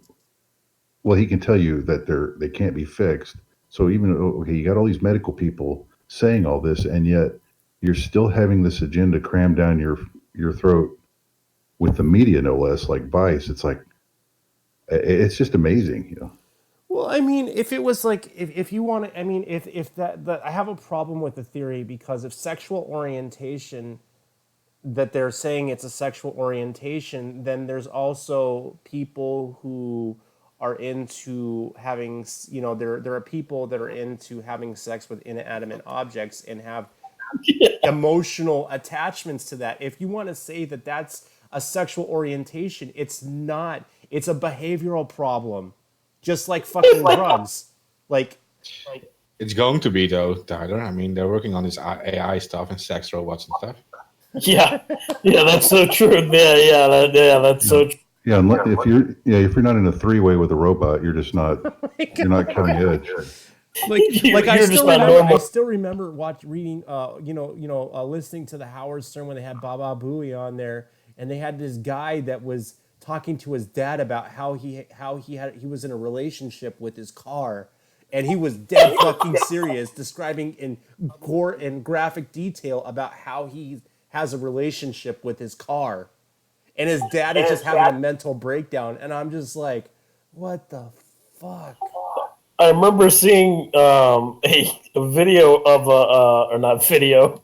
Well, yeah, it was a video, but I forget, it was like on the doctors or something like that, where it said that a woman was in love with a tree and she was like fucking hugging it. Yeah, there's people who like I've seen on Vice, there's people who marry ghosts and shit and think that they're in a relationship with that. Like there's some bizarre fucking shit out there. It's just to see how outrageous you can be. I mean, you know, Caligula married his horse, right? That was outrageous at the time. Married his sister, married a horse. You know, that's what I'm going to run on. I bet you I could win if I said I was going to marry my horse. I think that would be big nowadays. Maybe Trump will say it. Maybe Trump will get rid of Melania and marry a horse. I mean, we got 4 or 5 years left. It could still happen. Oh, guys, we only have like 2 minutes left. Like, not even, like, we have 90 seconds. No, we got 2 minutes. We got 2 minutes. We got 2 minutes. Sorry. Well, we have to notify everybody. You got to spay and neuter all politicians. Yeah, we have an interview coming up. Rico is doing an interview with, we mentioned it before, about the Assange situation. I will post it below the stream. Our friend Rico Brouwer does an interview about Assange. It's a very important, shocking interview, about an hour. Oh, this is happening in an hour? Yeah, in an hour or so, he's going to post it online, and it also Well, if it you want also if you lasts want an to hour. stream, if you want to still stream on your end, you can do it. It's I don't mind. Like Yeah, I know that he already made the whole interview. He's just uploading it. Oh, So, okay. yeah. But he's he should be waking up any moment now and then doing it. Right. Oh yeah, and one more thing.